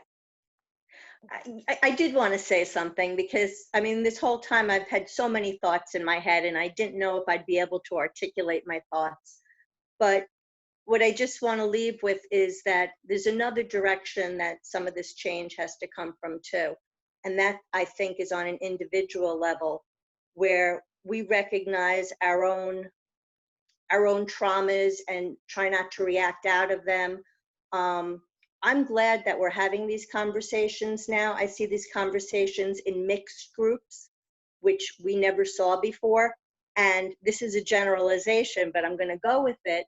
The people having these conversations in the mixed groups are more emotionally mature and are able to listen in a way without reacting, in a way that they could hear, in a way that they don't automatically feel attacked or like they're the villain, or, you know, whatever, wherever it is.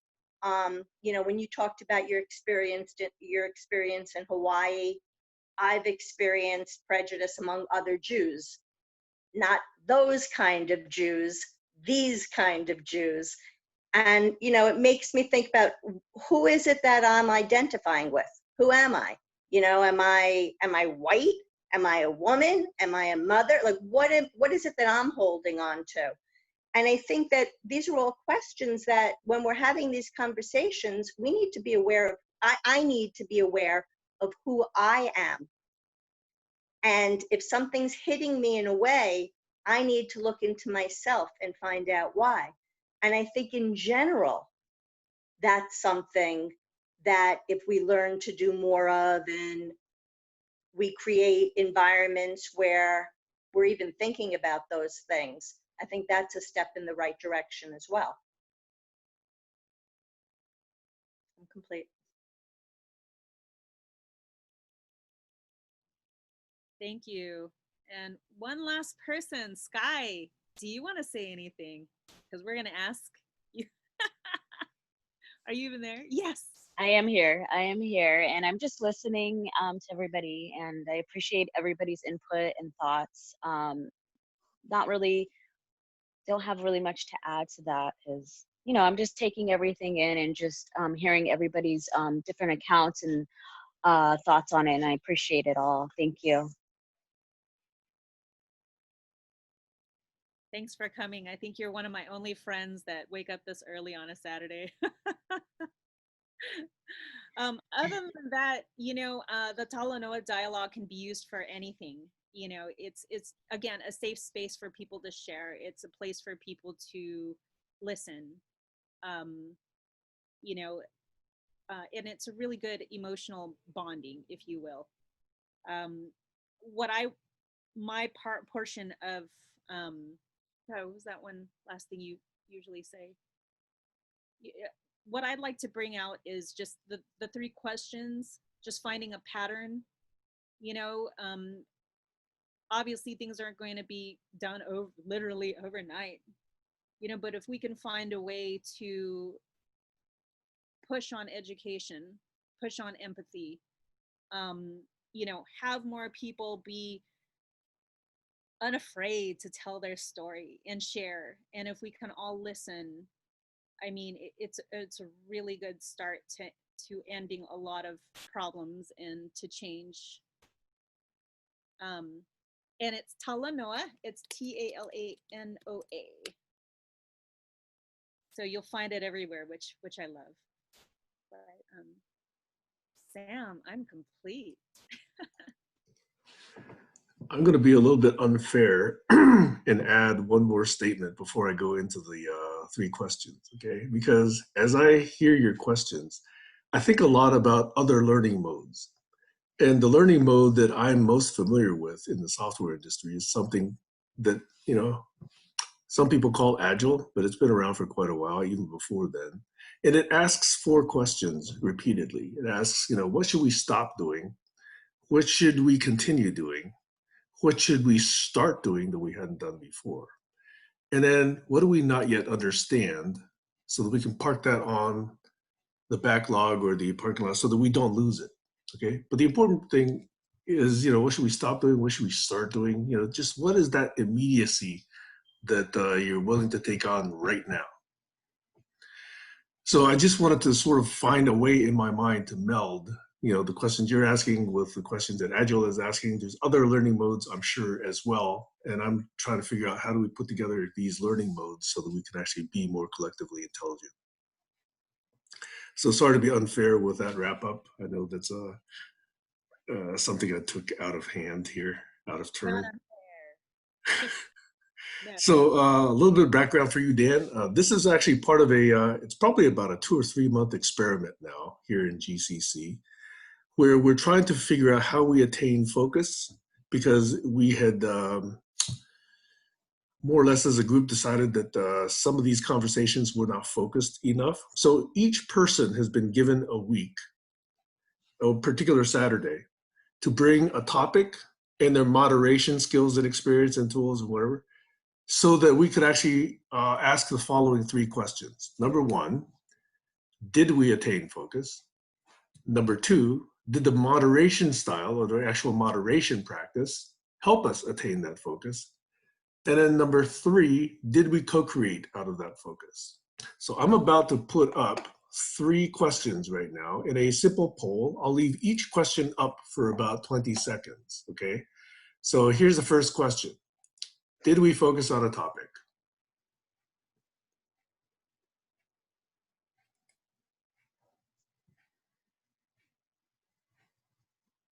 Ten more seconds.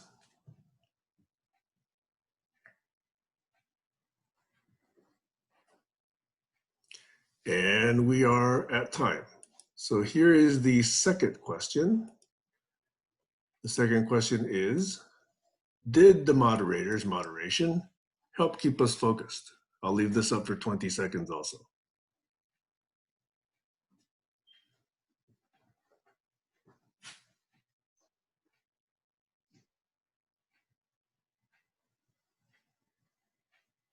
Three more seconds. And we are at time. Now comes the last and third question. Did we co-create with focus?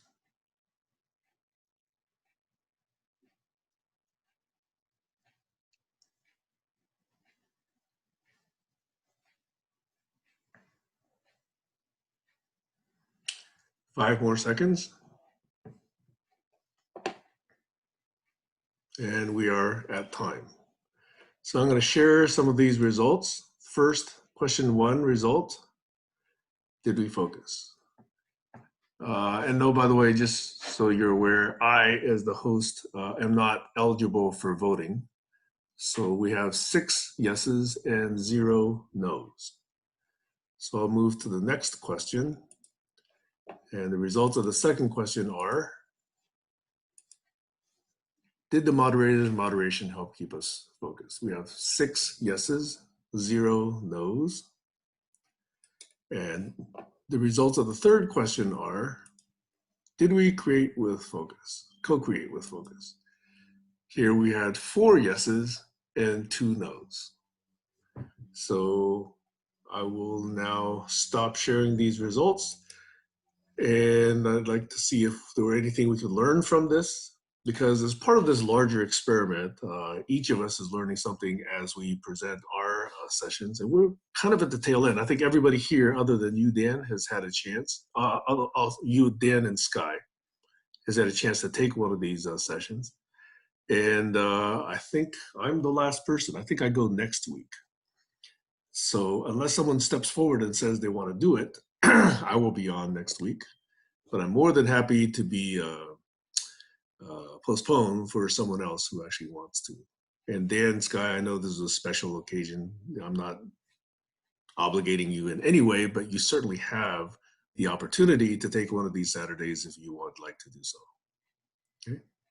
So open discussion now.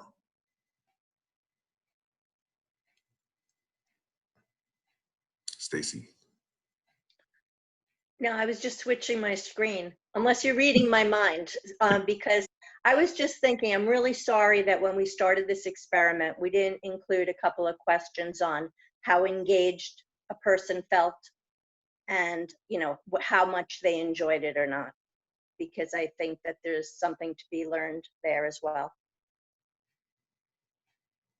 So if you'd like to add those, would you like to propose asking those questions now? Sure. Well, I happen to have felt very engaged and I really enjoyed this session. I think that there's something to be said for having a space within these calls for everyone to participate in some way or another from a place that is from their self, like they're not saying about somebody else, they're actually giving of themselves. I think that has a synergistic effect. Anyone else on that question about engagement? Alex? I didn't hear you. I'm thinking about the way children are educated, and in play acting, if they act out a situation in the classroom where several kids get in a group and another kid gets treated with racism, and then they can have a dialogue about how did that make him feel, or her, how did it make him feel, and what do they think would be a better response over.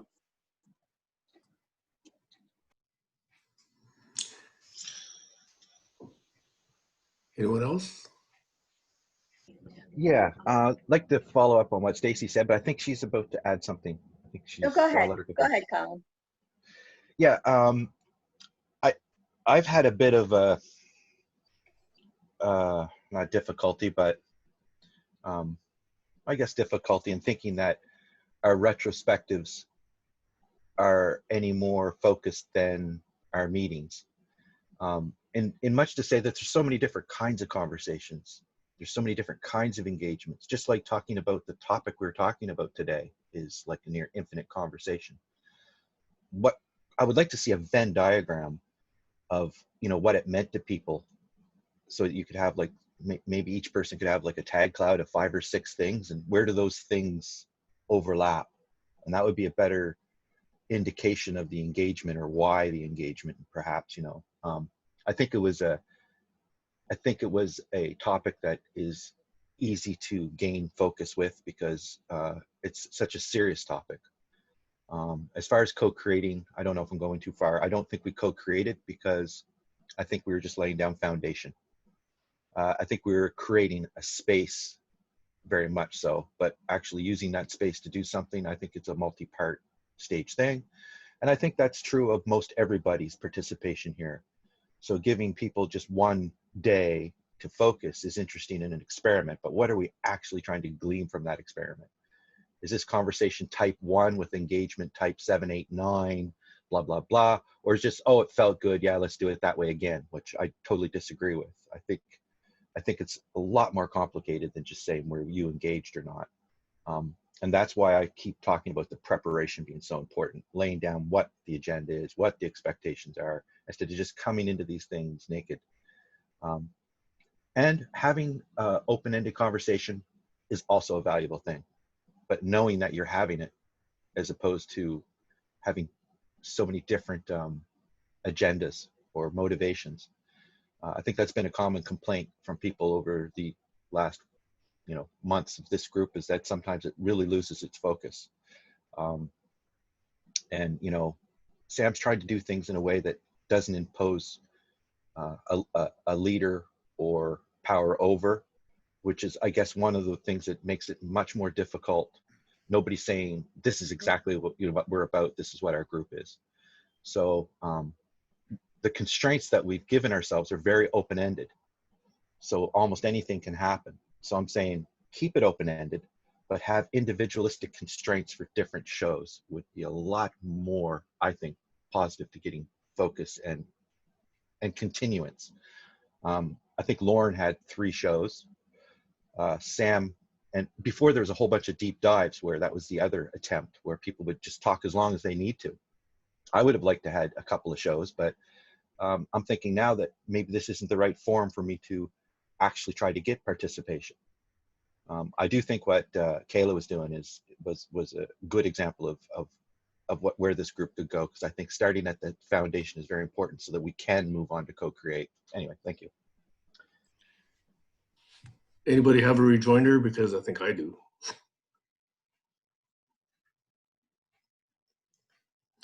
Yeah, I think at the beginning of this experiment, what we did was two things. We asked an individual to bring focus and their moderation. We also asked the rest of us to be generous in leaning in and really following that moderation and that topic. So I would be careful to see whether or not the observation is that we didn't have focus. I would say, is it that it's a different focus than the one that we might want ourselves? I think that's an interesting distinction to draw.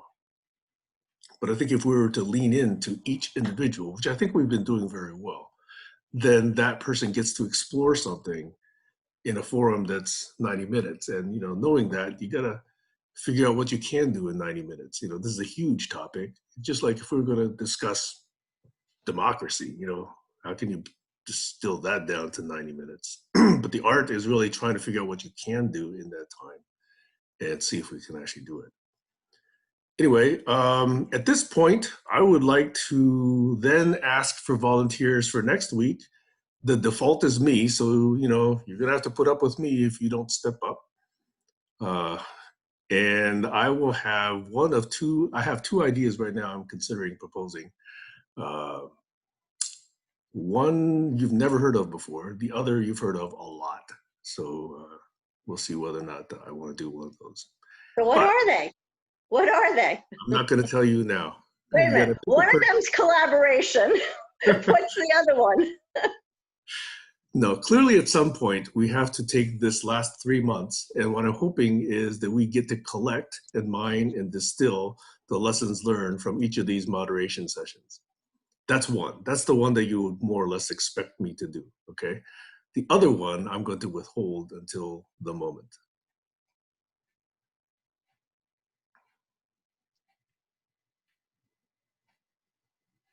But let me just give you a hint. It involves other voices. A chorus line.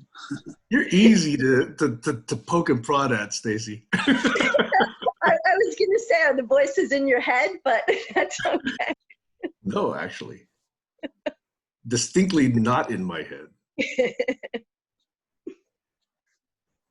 Okay, so at this point, I'm going to adjourn the formal part of this, but let the session keep going in a completely free-for-all if you'd like to stay. Anything that you had to say and you didn't get said earlier, now's the time. So at this point, I'm just another participant, not the actual host. Kayla, you're welcome to take it. What? No, I'm not the host. Thanks for having me on the jump, but appreciate the opportunity. So thank you. Yeah, thanks. Thanks for coming, Dan. Okay, take care.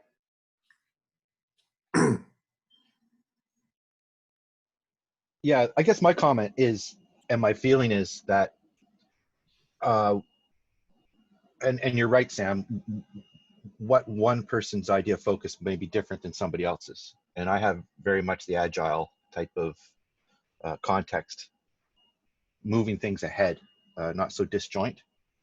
So I would hope that we would be collecting the lessons learned as we go. And I think the question, did we get focus, is great, but why did that help? And is that something we could add to the pile? So that when we get to the end, we don't have to go back and harvest through each video. We kind of got better as we go in tagging what it is that is the essence in the flow of what just happened. And that's kind of the idea of the mapping, so you can go back and see that, because I find going back and harvesting the stuff is hard for people, especially if they have time constraints. And so many different topics and so many different ways. It's so interesting, but yeah, I think for me it is about conversation, maintaining context in the conversation. That's why this experiment, I think, is very interesting to me. And what things could we harvest as we go to say, you know, that was a great way to do things. But I just don't see the properties or characteristics that we're trying to collect. It just seems very fuzzy to me. And so and maybe it should be the first round through. Maybe this is a multiple iteration thing. But as you know, I always talk about, well, I got to get ready for that. And you say, well, get ready on your show. It's like, so it's always the dog chasing his tail with readiness for me. And I still don't feel that readiness happening to my satisfaction of, you know, characterizing in the flow. So we're ready for the next show. What did we actually learn from this show? What was the lessons, as opposed to going back and saying, well, let's go through all 18 of them. And, you know, then it becomes, you know, I don't know. It just seems like there's a smarter way to go about it. And I'm not sure exactly what it is. And I don't want to impose my way, but I am nudging towards, you know, where is the matrix of things we're building as we go? And if you're building a secret matrix. May I share an observation, Colin? Sure, go ahead. Use the word should a lot. Only when I think I should. No, only when you think other people should also.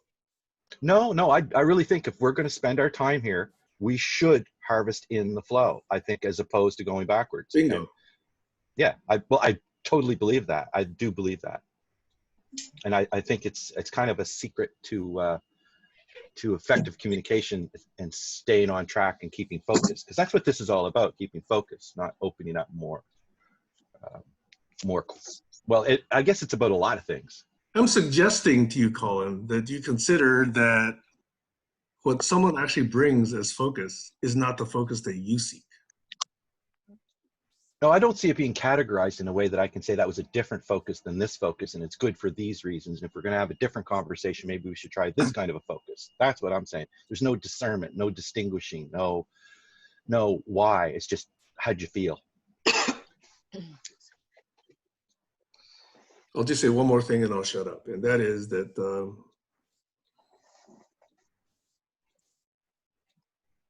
I'm exaggerating. I'm exaggerating to some degree, but you know, I've been beating this drum all along, and apparently I'm not saying it concisely enough for you to understand what I'm trying to say, because I'm definitely not trying to.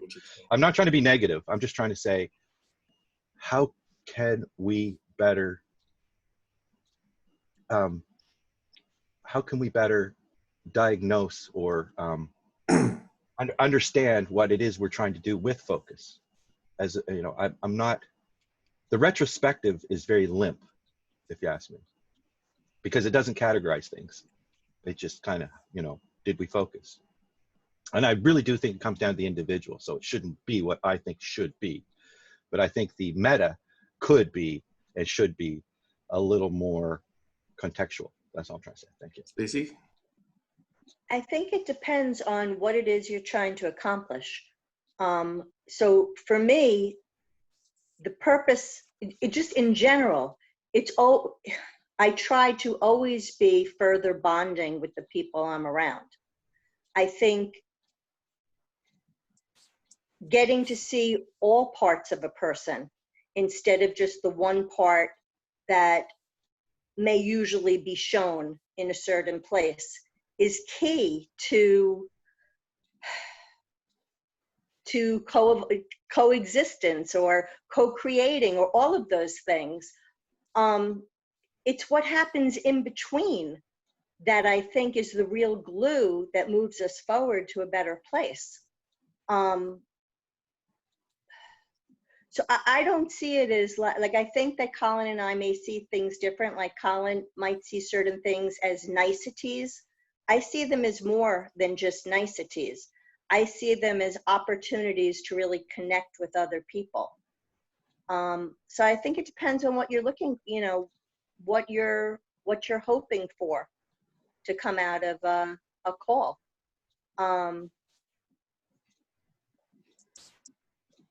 Yeah, that's it.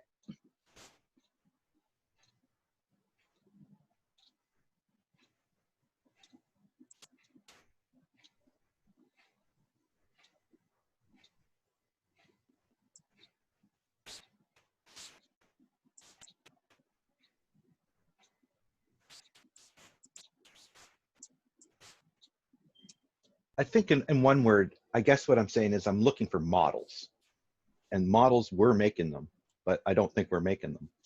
So how do we make them? What use are they? I think that's what it comes down to, I think, in models. And I don't see any continuance that the model would be useful. And I think the topic is focus, first and foremost, and hopefully around what our group is doing. Any niceties is great and adds to, kindness even better. It doesn't have to be all cold and scientific, but I think being prepared and being ready so you can follow through is the lighthouse for me. And you can model your way to being ready and explore within the group, the way the group emerges. Not trying to force a model, but to try to recognize one. I think Kayla was saying it, recognizing the patterns.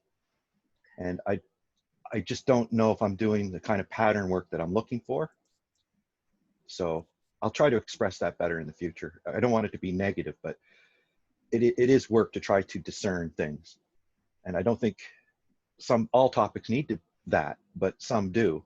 And so discerning between the topics that need to be discerned, there's a meta for you. But anyway, yeah, I guess it's modeling that I'm looking for.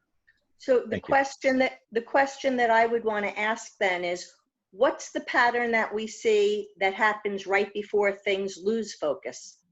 Like, I think it would be interesting to see, is there a pattern that occurs before focus is lost? Because I think there is.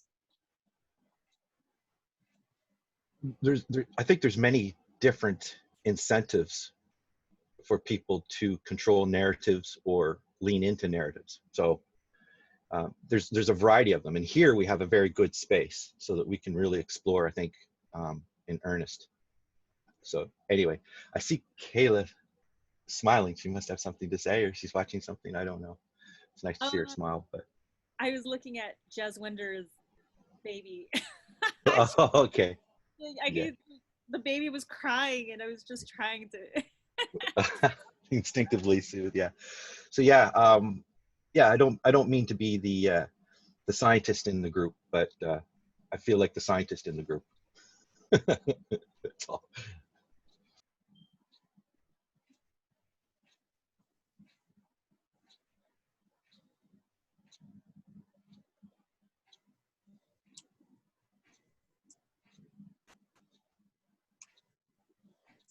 So Sam. Yes. It'll take me 3 days to go to Washington. Oh, if you drive? Well, now's a good time to drive. Gas is cheap. Not to change the topic on focus. My focus is on traveling before I actually get a real job and have to stay put for too long.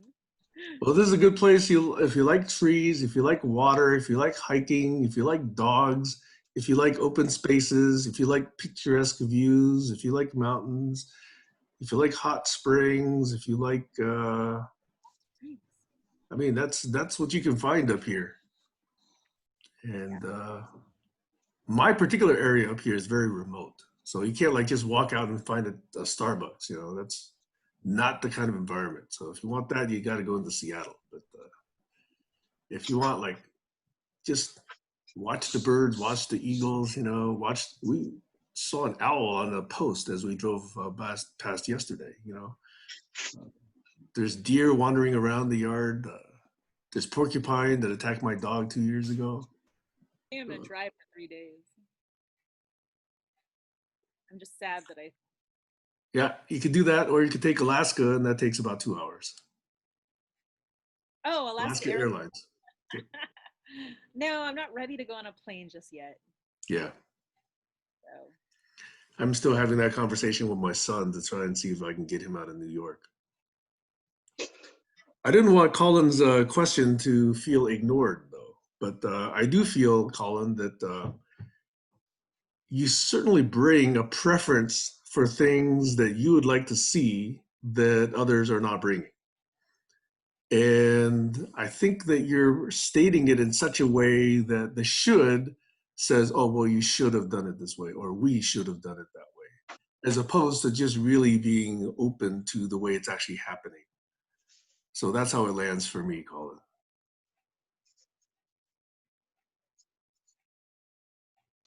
No, I appreciate that. And the clearer I can speak, the less I'm misunderstood. So I think if I say that I'm looking for models, I think models are good patterns. I think I should build models. I do build models. I think I should ask for feedback on the models. And if the models have any importance, then they can be continued on to be used as a tool, like a measuring tape or something that keeps focus, basically. When the topic doesn't need a model, then I don't feel that. And today's was so wide, it probably is, you know, has some nodes at the very beginning of the foundation of the human understanding model, because it is about understanding in the end. I think that's the #1 word, right? So how do we understand? How do we keep focus? I think some models that were brought out today is it's in conversation. It's a good place to start. Does it actually cause co-creation? Not necessarily. Does it set up a space where co-creation can happen? Most definitely. So, you know, realizing that, then you say, okay, well, you don't ask, did we co-create today, and, you know, pat your hands together and say we're done. It's like, okay, well, maybe next time we can actually get into creating something. What would we create? So we could break it down a little bit, but I don't want to take a bunch of time. And I do see some different things. Like I've said all along that it's hard to squeeze everybody's desires into the time we have here on Saturday. So what work are we doing away from here, and what are we bringing back from here? Because there's space outside of here. So some people are more individualistic with their projects and want a little bit of help. Other people are here looking for full collaboration with the members of the group. So there's all kinds of spaces, all kinds of conversations, all kinds of topics. And I think without some kind of a way to model through that, which is why I come up with the quest maps, so that people could align better. And I think that's what's behind all the profiling that's going on with what Lauren's doing. I see profiling as a piece as well, but not the piece. I think it's in the story, it's in the journey, and how do we share the relevant parts within the time that we have here, and how do we follow up at other places? How do we have a memory of that story? How do we flag what's important? How do we find it? I guess, and that to me is focusing on that. And it's very agile, very iterative. So maybe I'm saying, like, if we do these focus experiments 4 times in a row, it'll eventually fall out. But I'm saying, why can't we do it now or prepare now? And and it makes me want to prepare more as well. But it's definitely a drawing force, and it's become a major part of a lot of our times and thinking what we could do. So I would really like to see that flourish in a way that I know Sam and Doug and various people in their own styles and own ways are trying to achieve. So I'm not trying to make a model to say how they should do it. I'm saying we should have models so that we can do it better. That's all. So we can throw the model out, say, no, this doesn't fit. You know, what's the label on the can? So I think it's just as easy. Maybe these memes, we got onto the memes, right? I think memes hit it pretty concisely. If we say, you know, today we had a meme, there's no question, right? The meme was injustice towards people because of their race. So Alex? anyway. I just wanted to say the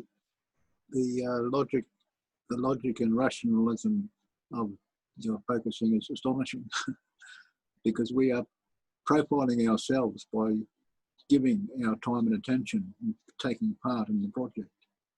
It's part of the deal. We're creating that profile as we proceed along this path with our time and attention, creating this thing online, this presencing, and we're makers because there's an outcome. The outcome is our ability to splinter off into focus groups and sprouting other projects. So this is an important part of that, I believe. So yes, over.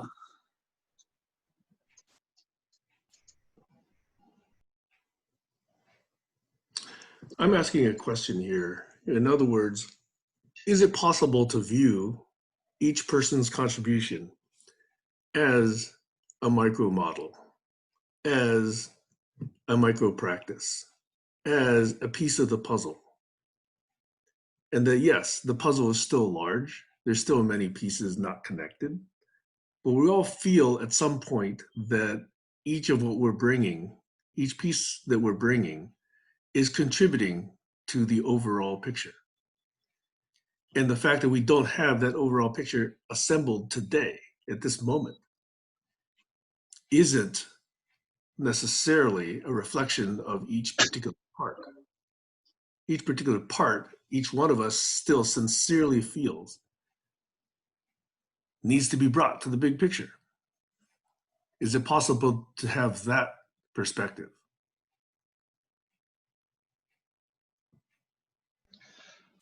I really like that. You don't need to answer it. I'm just asking the question, okay?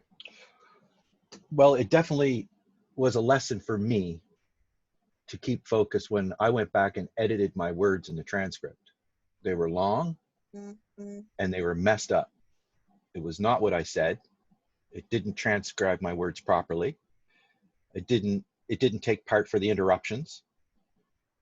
So if what we say here is important enough, then it should be important enough to go clean up and bring forward.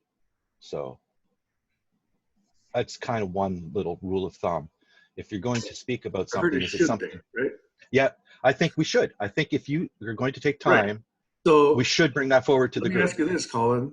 In the 3 years that this has been going on, and I don't know how much of that you've been going on, okay? Are you saying that because you didn't go back and clean up any of the rest of what you said, that wasn't of value, and that the thing that you said of value was that little segment that you did clean up? I don't think you wanted to say that, right? No, I said the value was lost since the transcript was mangled. It's and not the lost. words I spoke. The transcript is still there. You can still go back and clean up any one of those. And in fact, that's why I No. I'm saying if somebody reads so it. Now you interrupted me. I'm just saying if somebody reads it, they get the wrong interpretation. So it's not the record. It's a garbled record. No, if they go back and watch the video, that's exactly. I didn't say watch. I didn't say watch. I said use it. I don't feel like I can say anything because you just want to interrupt me every time. Well, you're going back to the video. I'm talking about the transcript. That's the difference in opinion. And all I'm saying is if it's worth speaking, it's worth polishing and cherishing and bringing forward. And not just. I would agree with you on. if you add the phrase at some point. Because it's a multi-stage, it's a multi-stage process.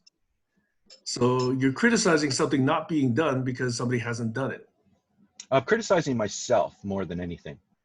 If I'm going to bother to try to express something, I should try to make it more clear. One of the things I would like to see happen is speak less and say more. That's one of the goals that I could sit back and measure and say, hey, I did something good. I think that's the idea of having something printed and other people can read it. And to Alex's point, we could be encouraging other people by just seeing the video, which is true, but it's far, to impress upon people different things in different ways that we don't even understand what we're contributing to the greater global collaboration. But as far as self projects with what we're doing here, maybe not so much.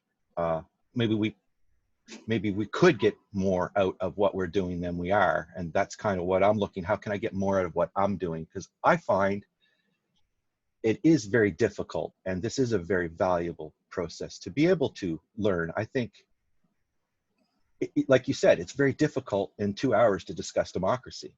So what if we tried to do it like 10 times in a row, each time refining it? That doesn't happen. Do we want that to happen? Or should that be a different show? I don't know. So there's all kinds of different things we could do, but we should do something to cherish what we're trying to say and gemify them, polish them, and bring them forward. That's what I think. And definitely when I tried to do it myself, I realized how much of an effort it actually takes and how garbled the text actually was. I think you answered your own question, Colin. It is a lot of work. It is. And none of us are being paid to do this. And we're making each contribution available so somebody else can come by and take that and then do something with it. So I make those transcripts available so that you can go back and edit it. If you didn't have that transcript, you probably wouldn't have gemified that, right? So we're each trying to do our own little bit. So why don't you view that as a amalgamation or aggregation of contributions rather than a criticism of, oh, I should have done this or we should have done that. You know, why is it not possible to say, yes, we are trying to do that in the time available with the tools that we have available. And it's always possible to do something extra on top of it. And that's what you did. So why not leave it at that?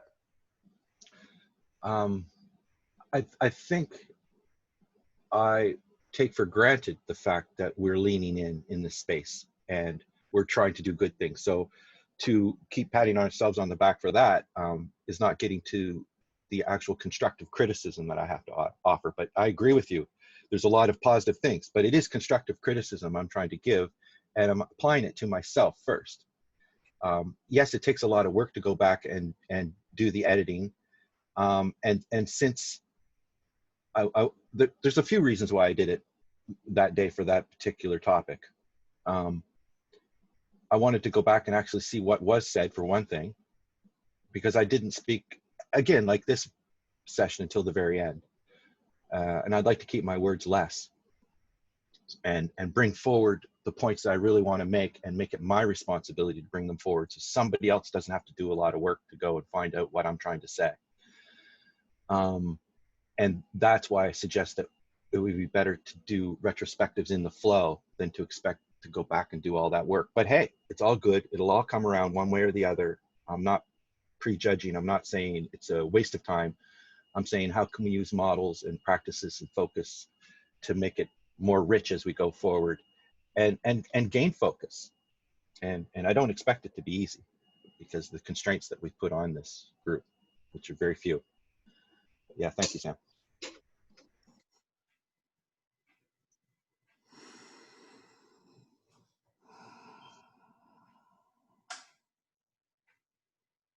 Kayla, how do you feel about this session? It was great. But then again, I'm biased. You know, honestly, I would like to see more people coming. I'm glad that Sky is here. I'm glad that Ben showed up. You know, I think, you know, we definitely need to branch out. It's just like we're kind of preaching to the choir here. Everyone has an open mind. Everybody is, you know, connected, at least in this group. It's like we have a similar foundation, you know, but how do we get it so that people feel comfortable talking? I mean, it probably went noticed, but I did see that we weren't joined by any Black Americans. And your policeman friend did not join. So it's a start. I think that we can just keep it open and see whether people actually want to join. And I did something like this a year ago. I had my own little confessional around a Me Too incident. And not everybody joined, you know. And I didn't mean it to be a one-time thing, although the follow-up to that hasn't happened again. But these are difficult topics, and some people who are really close to those and really suffered from it don't feel like it's a safe place yet to have those conversations. I would love to have a Me Too. I'm willing to do a Me Too again. You know, a couple of people have already texted me and asked for the recording. So that's, again, it's a good start. Yeah. You know, and I could always share the recording too. Yeah. Alex. I was arrested riding my bike without a helmet, and because I've got a case pending on this, I resisted arrest. I didn't stop, and the police chased me. They chased me and threw me on the ground, knocked my bike over, and one of the big coppers landed on my back with his knee, and I couldn't breathe. He was pressing down. I felt like he was crushing my heart, and I couldn't get a breath in. So I just wanted to put that in because I'm not a black person. I'm a white person. It happened to me too. and it's something I need to bring up with the courts because I was too silent. I was too timid, remaining quiet about it. You know, feeling ashamed and disgusted with myself for breaking the law. They made me feel like I was the one in the wrong, when in actual fact it's the government that's in the wrong. Anyway, thank you. And Kyla, thanks for a good show. I mean, your presentation style was superb, I think. Not over the top, not too demanding. And everybody got a chance to partake. And you kept an eye on the ball. You were watching people raise their hand and tending to everything wonderfully. You'd make a great host. She's an experienced teacher. You know, I have to say that it's just all of those years of sitting and drinking kava with my friends. You know, it just, when you do something out of habit, and that was a good habit for all of us. It was just me and probably about 5, 6 poly guys. We would just sit around drinking kava, and then we would just talk. And it was great. Sometimes we would just talk. Nothing came out of that. Sometimes we would resolve issues. Sometimes one of us would have the courage to go up to an elder and let him know what we were talking about. Sometimes we invited the elders. It was like such a good way to communicate. So I was going to ask that, and I'm glad you mentioned that. What the context within the dialogues, it seems to be within a community and with friends. And I'm wondering what topics might not work so well, where you'd have to go to take the resolution to another elder, or some topics that there just is no resolution. Like today, there's no resolution to our topic. And who would you take it to? So, and that's kind of what I'm getting into, the different models and modes of carrying things forward. Like today, there's no action to go forward from this. And, you know, Sam stopped himself from getting too political. So, you know, but if he wanted to move forward on the political trail, you know, where would he take that? So I'm thinking, with this style of dialogue, can you think of things that it doesn't work good for? Or that you can't move forward? Go ahead, Sam. I'll let Kayla speak first. no, go ahead. I have something else to say, but go ahead. Okay. In my view, seeing how this is a town square, the first responsibility is always, what can I take out of this? And what can I do differently?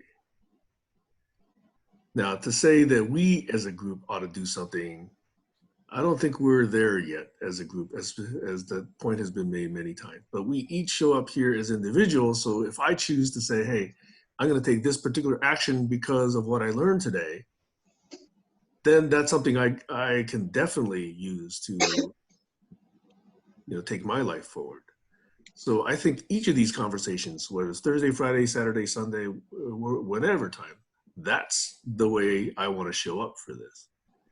It's a different conversation that we haven't had yet, although we do have it from time to time, about what should we do as a group. But that's, you know, an onion. We got to, you know, unlayer that and peel that away until we can figure out what that we is, as was discussed many times before, in fact, even last Sunday. So I would say, what is it that I can take away?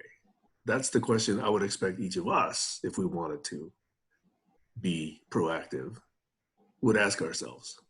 Over. To address Colin's question, I would say that more than having a conversation that can't be done, I think that there are times when a conversation can't be had when there's somebody there who's disrupting the flow of energy. And that may be by making a comment that's totally out of context, or making a joke, you know, and it's, you know, not that it's a malicious thing. Maybe they're uncomfortable and they make a joke, or maybe they feel like they're not contributing, so they just throw something out there just to be heard. That's when it's hard to have a really serious conversation, because it's really redirecting the flow of energy.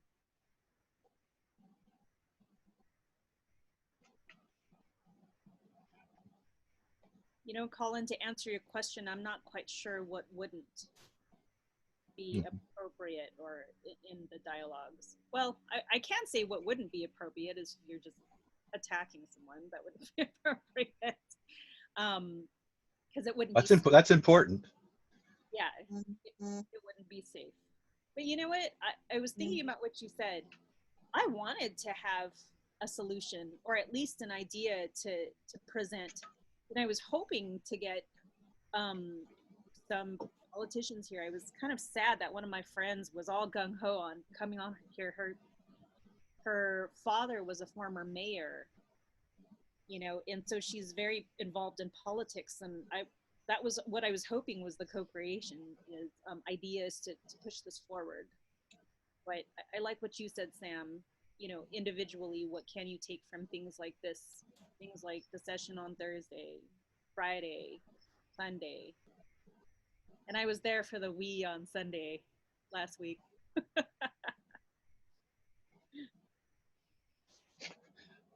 I think the we is more in this group than Sunday. I think it's supposed to be I on Sunday if I'm getting it straight. Depends on the topic though. But yeah, it definitely depends who's in the room, Stacy, when you're having a conversation. And there's a difference between an open-ended conversation or an agenda type of conversation. And these are in the middle. But I do see the people here more as a group of friends at the coffee shop than a bunch of co-workers trying to solve on a project, like a team kind of thing. So I do feel that your style of I can't say the word, this conversation style. Could you say it again? Talanoa, yeah.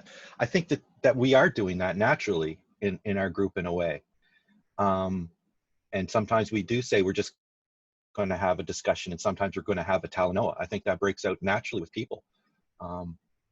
And we don't have a group of elders to go and speak to as a group of friends.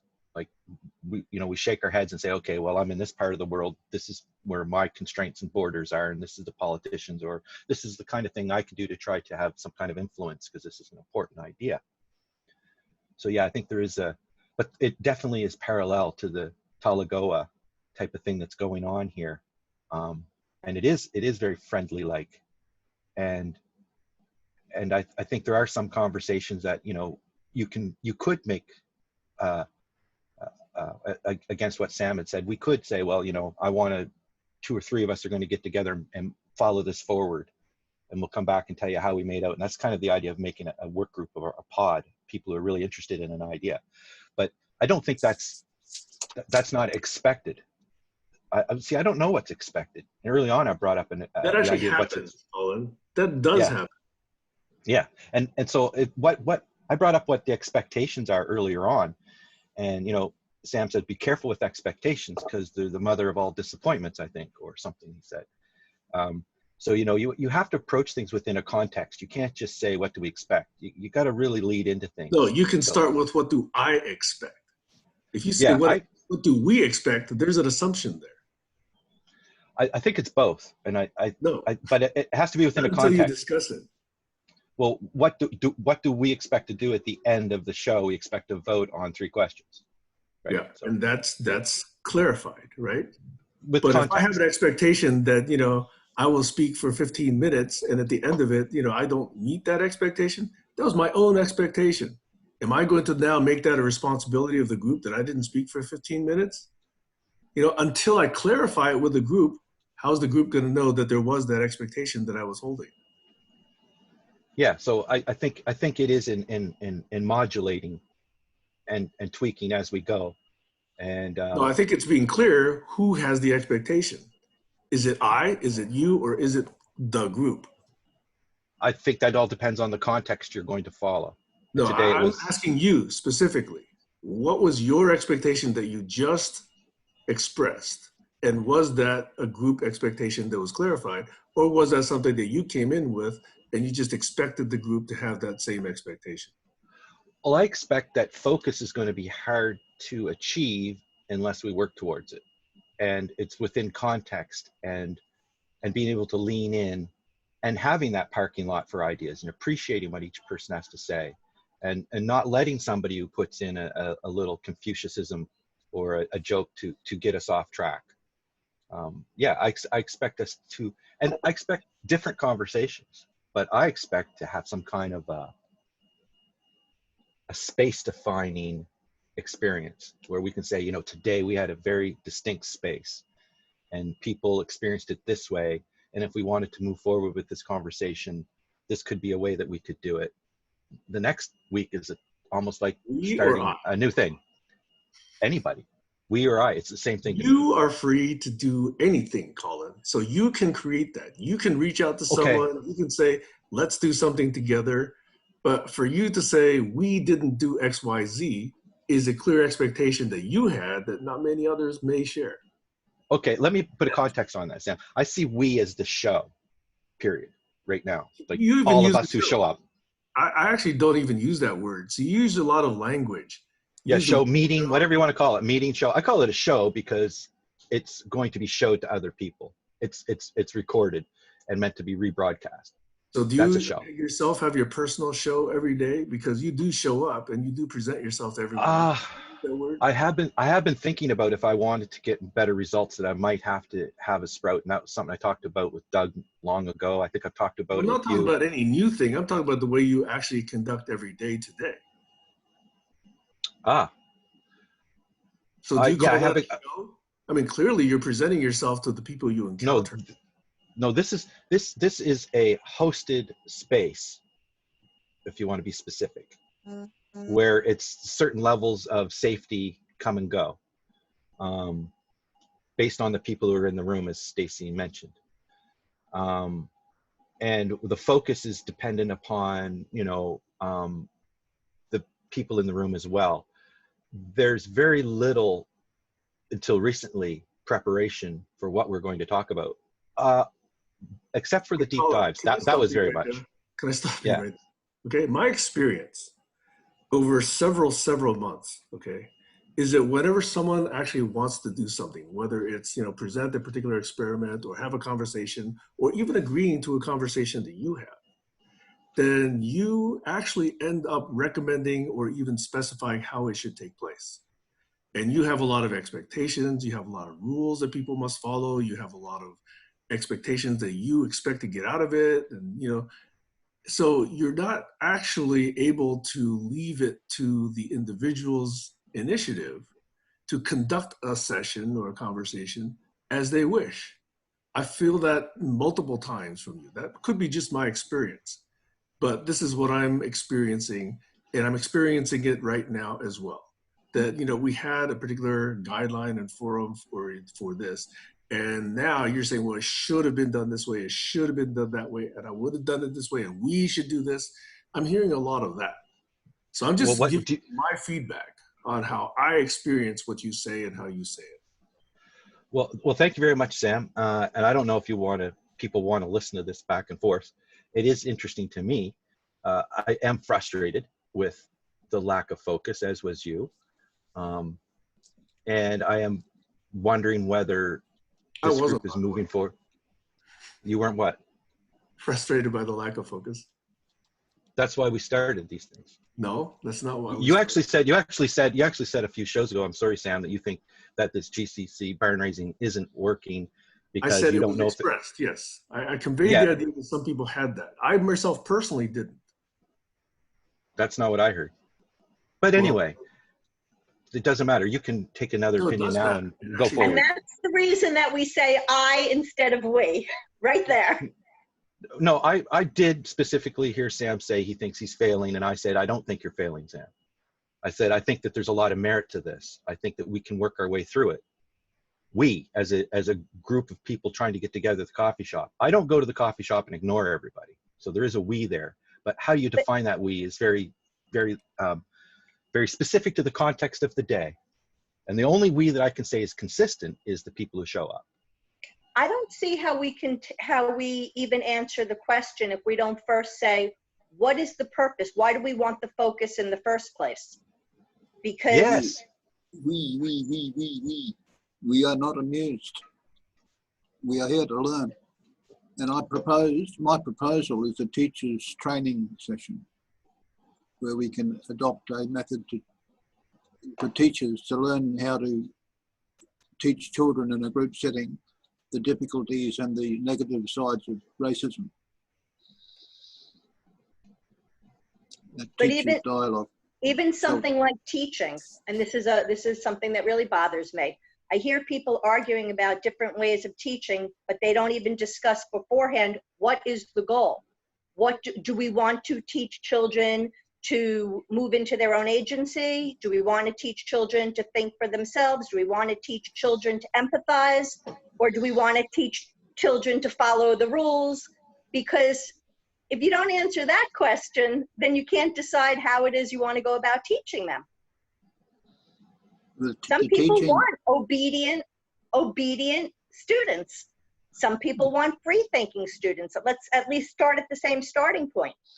It's the training of the teachers. I'm trying to get at that fact that the teachers cannot proceed unless they've been trained. How do you educate children? But again, I still say, what are they being taught is the goal. Are they being taught that to maintain a peaceful classroom environment is the goal? Are they being taught to encourage as many different ideas as the goal?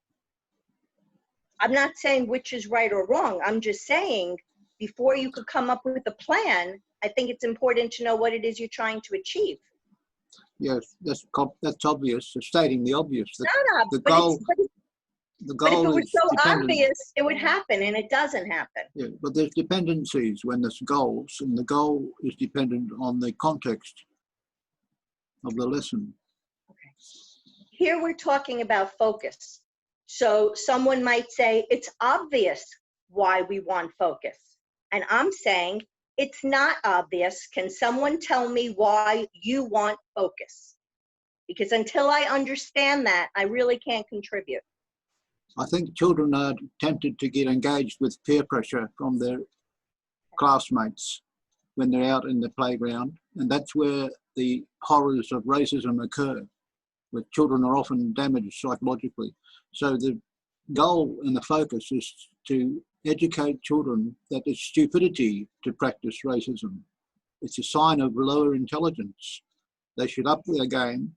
And that's only my opinion, but I think you'll find it's the opinion of most professors in psychology as well. Over. Racism is not bottom up, Alex. It's top down. Always has been.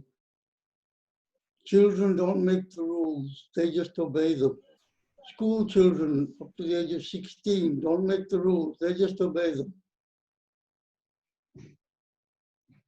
It's the top class, the ruling classes.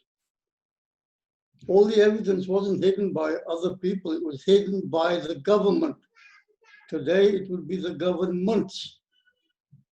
All the European governments, the ones who went out and made the colonies and did all the dirty work. The American government, the Australian government, they're all doing it right now.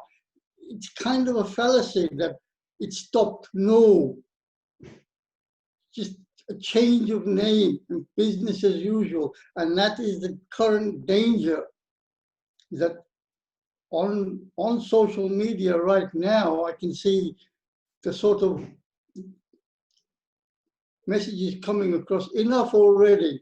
That's it. We get the point. In other words, go home, let it die down, business as usual. We'll tweak it a little here, tweak it a little there, but we will maintain our supremacy. Let me put it this way to you.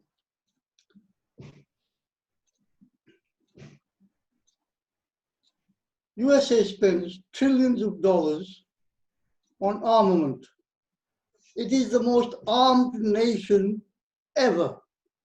Currently, you can take the first, I don't know how many countries before you get to the same amount of armaments, probably about 25, 30 countries. One naval fleet you can park it anywhere in the world and it could devastate the whole area, the whole, wherever it is. Europe can't stand up to America anymore. I don't see them turning around and saying, oh yeah, well, we've got to stop dominating the world. Let's start selling off our aircraft carriers. How many aircraft carriers does the US have? And at least 6 of them are nuclear powered that can stay out for 6 months without touching land anywhere. Enough food and equipment on board to stay out 6 months. Anything else it needs, the Maritime Navy goes out and replenishes them. So we're not talking about little changes, we're talking about huge changes in attitude, huge changes in how each country is being run. And prior to America taking over that job, it was the United Kingdom. So between these two, there's been a lot of skullduggery going on, and it's still going on. Yeah, you can have it. I don't have anything else much to say either, really. Well, I was thinking that these police officers, they selected on the basis of the questionnaires they answer when they go for the job.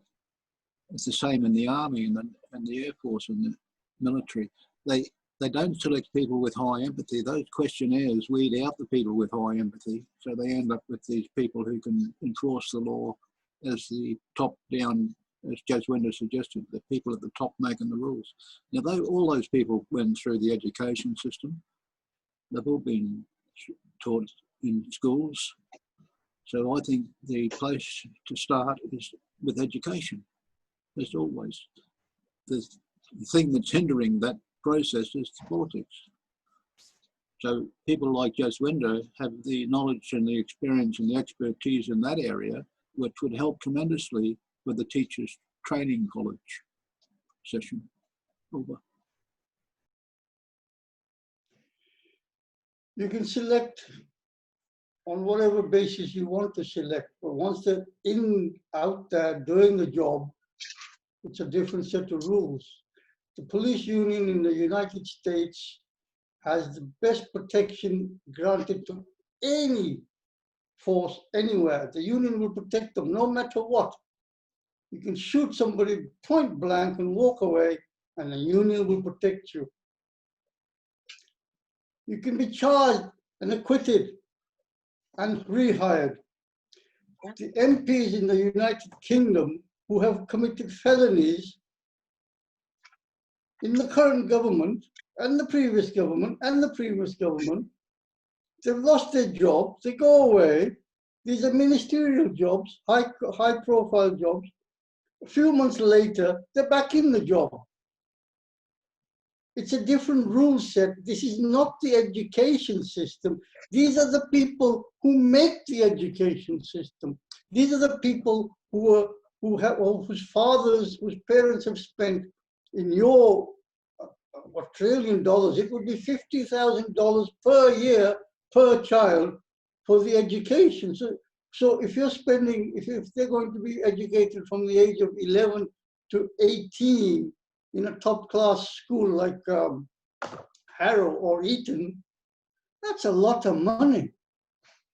5, 6 years, 7 years at $50,000 per year. That curriculum is not the curriculum that's being run at the school I went to. They come out of there, they're recruited by the companies, be it the pharmaceutical company, the army company, the engineering companies. Those places are the ones where you get these biases come up. And it's worldwide. Saudi Arabia is in bed with the United States of America. The dollar is the top dog currency because it's tied to the oil. And that oil comes mainly from Saudi Arabia. There's a tremendous amount of changes that need to happen before we start talking about worldwide peace. Right now, it's worldwide domination by one country, and that country wants to keep all the other countries subservient, except those that are English speaking or white or both. Those are the qualifications that you need to be a supremacist, a Christian, a WASP, white Anglo-Saxon Protestant. Catholics need not apply either. It goes that deep that if you're a Catholic, how many Catholic presidents has the United States of America had? One, two? One of them was assassinated in 1963. Back in a moment. Stacey.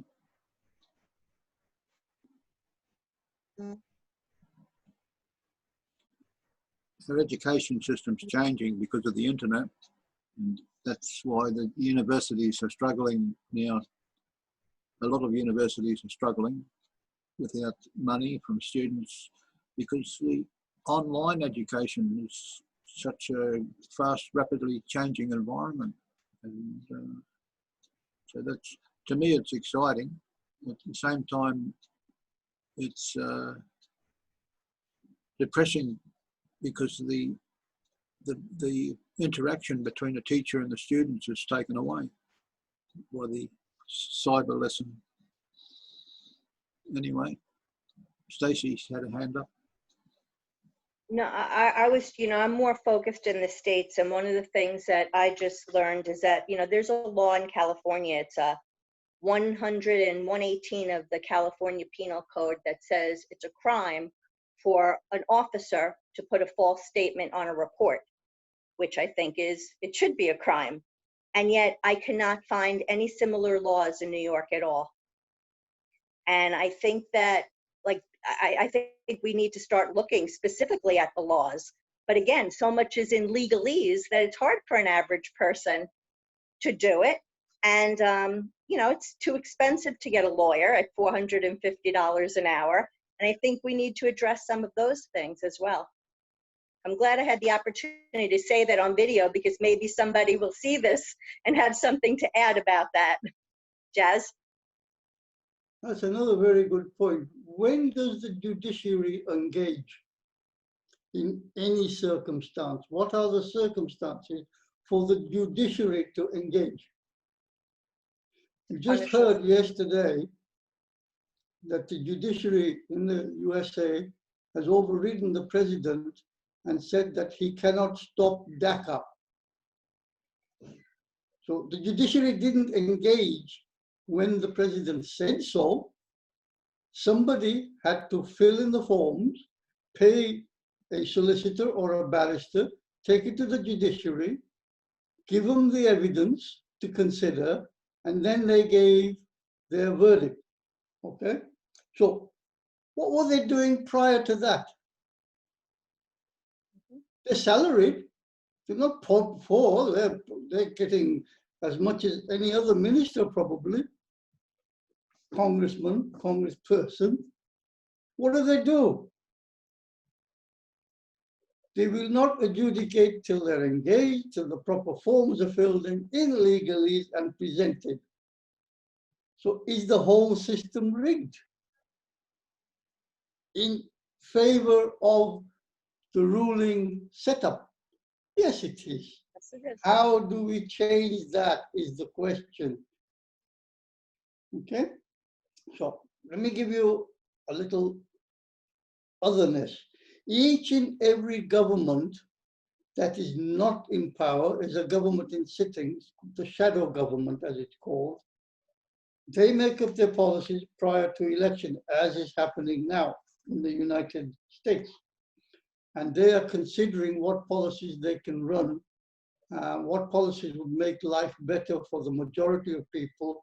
And so they put these policies forward for the consideration of the voting people. And that if you vote for us, you vote for these policies, when we come in, we will make those changes. Each and every incoming government has come in with a set of policies. How many of those policies do actually engage once they're in power? I remember Obama saying the same thing as Trump said, I'm bringing the troops home. That's two presidents who said that. And who was the president before Obama? Well, it was a Bush, wasn't it? So that doesn't count. Anyway, both of them, both of them had to renege on that promise, because when they sat down with the advisors, the situation was made clear to them. This is the current world situation, and this is the Middle East situation, and we're sitting on a powder keg there, or this is happening, and we want to dismantle that in the next few years or so. So we can't bring the troops home. So we are not privy to those meetings that happen between the advisors to the president and the military and the military advisors. Where do they get their information from? And that's not taught in the schools either. That's where your prejudice comes up. That's where all this hoo-ha is going to be put forward, that if we give away 1 inch, they'll take a yard, and we won't be supreme anymore. We won't have the petrodollar. Once we lose the petrodollar, we're broke. We can't let China have it. We can't let the Arabs have it. We're keeping it by force if necessary. And that's what's been going on ever since, God knows when, ever since black oil was discovered, I suppose. Churchill did the same in the 1920s. Biggest navy, United Kingdom, powered by coal, not good enough, powered by oil. Where's the money come from? Well, from the petropound, of course.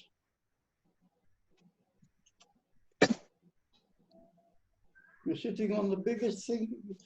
You know, these politics, we really have to understand that, and we really have to be able to engage with the decision makers at their level. Whether it's legal in legalese or standard English or broken English is irrelevant as long as we engage with them. We have to engage with them on whatever platform. That's how.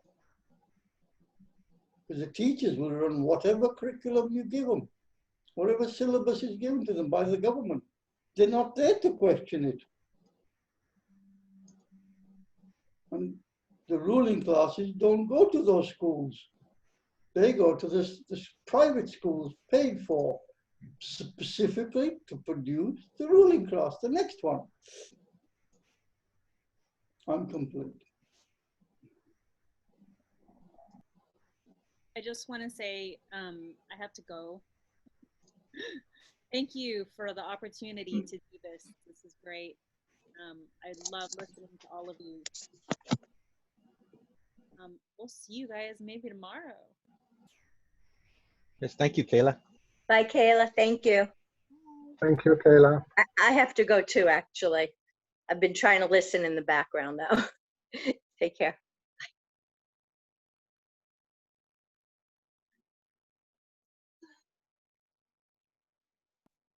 I'm going to. Thank you, everybody. It's been a good session.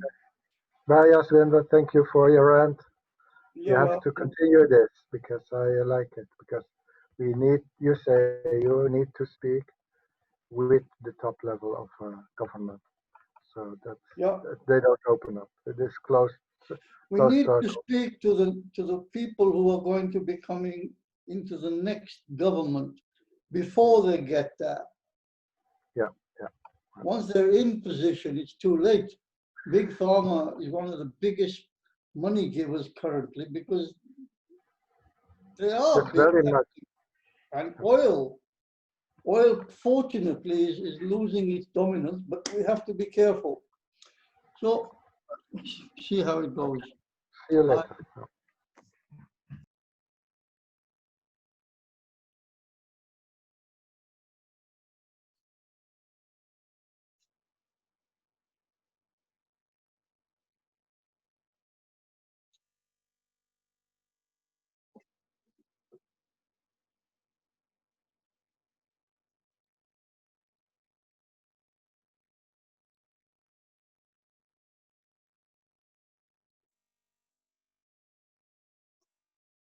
Sam, are you still there?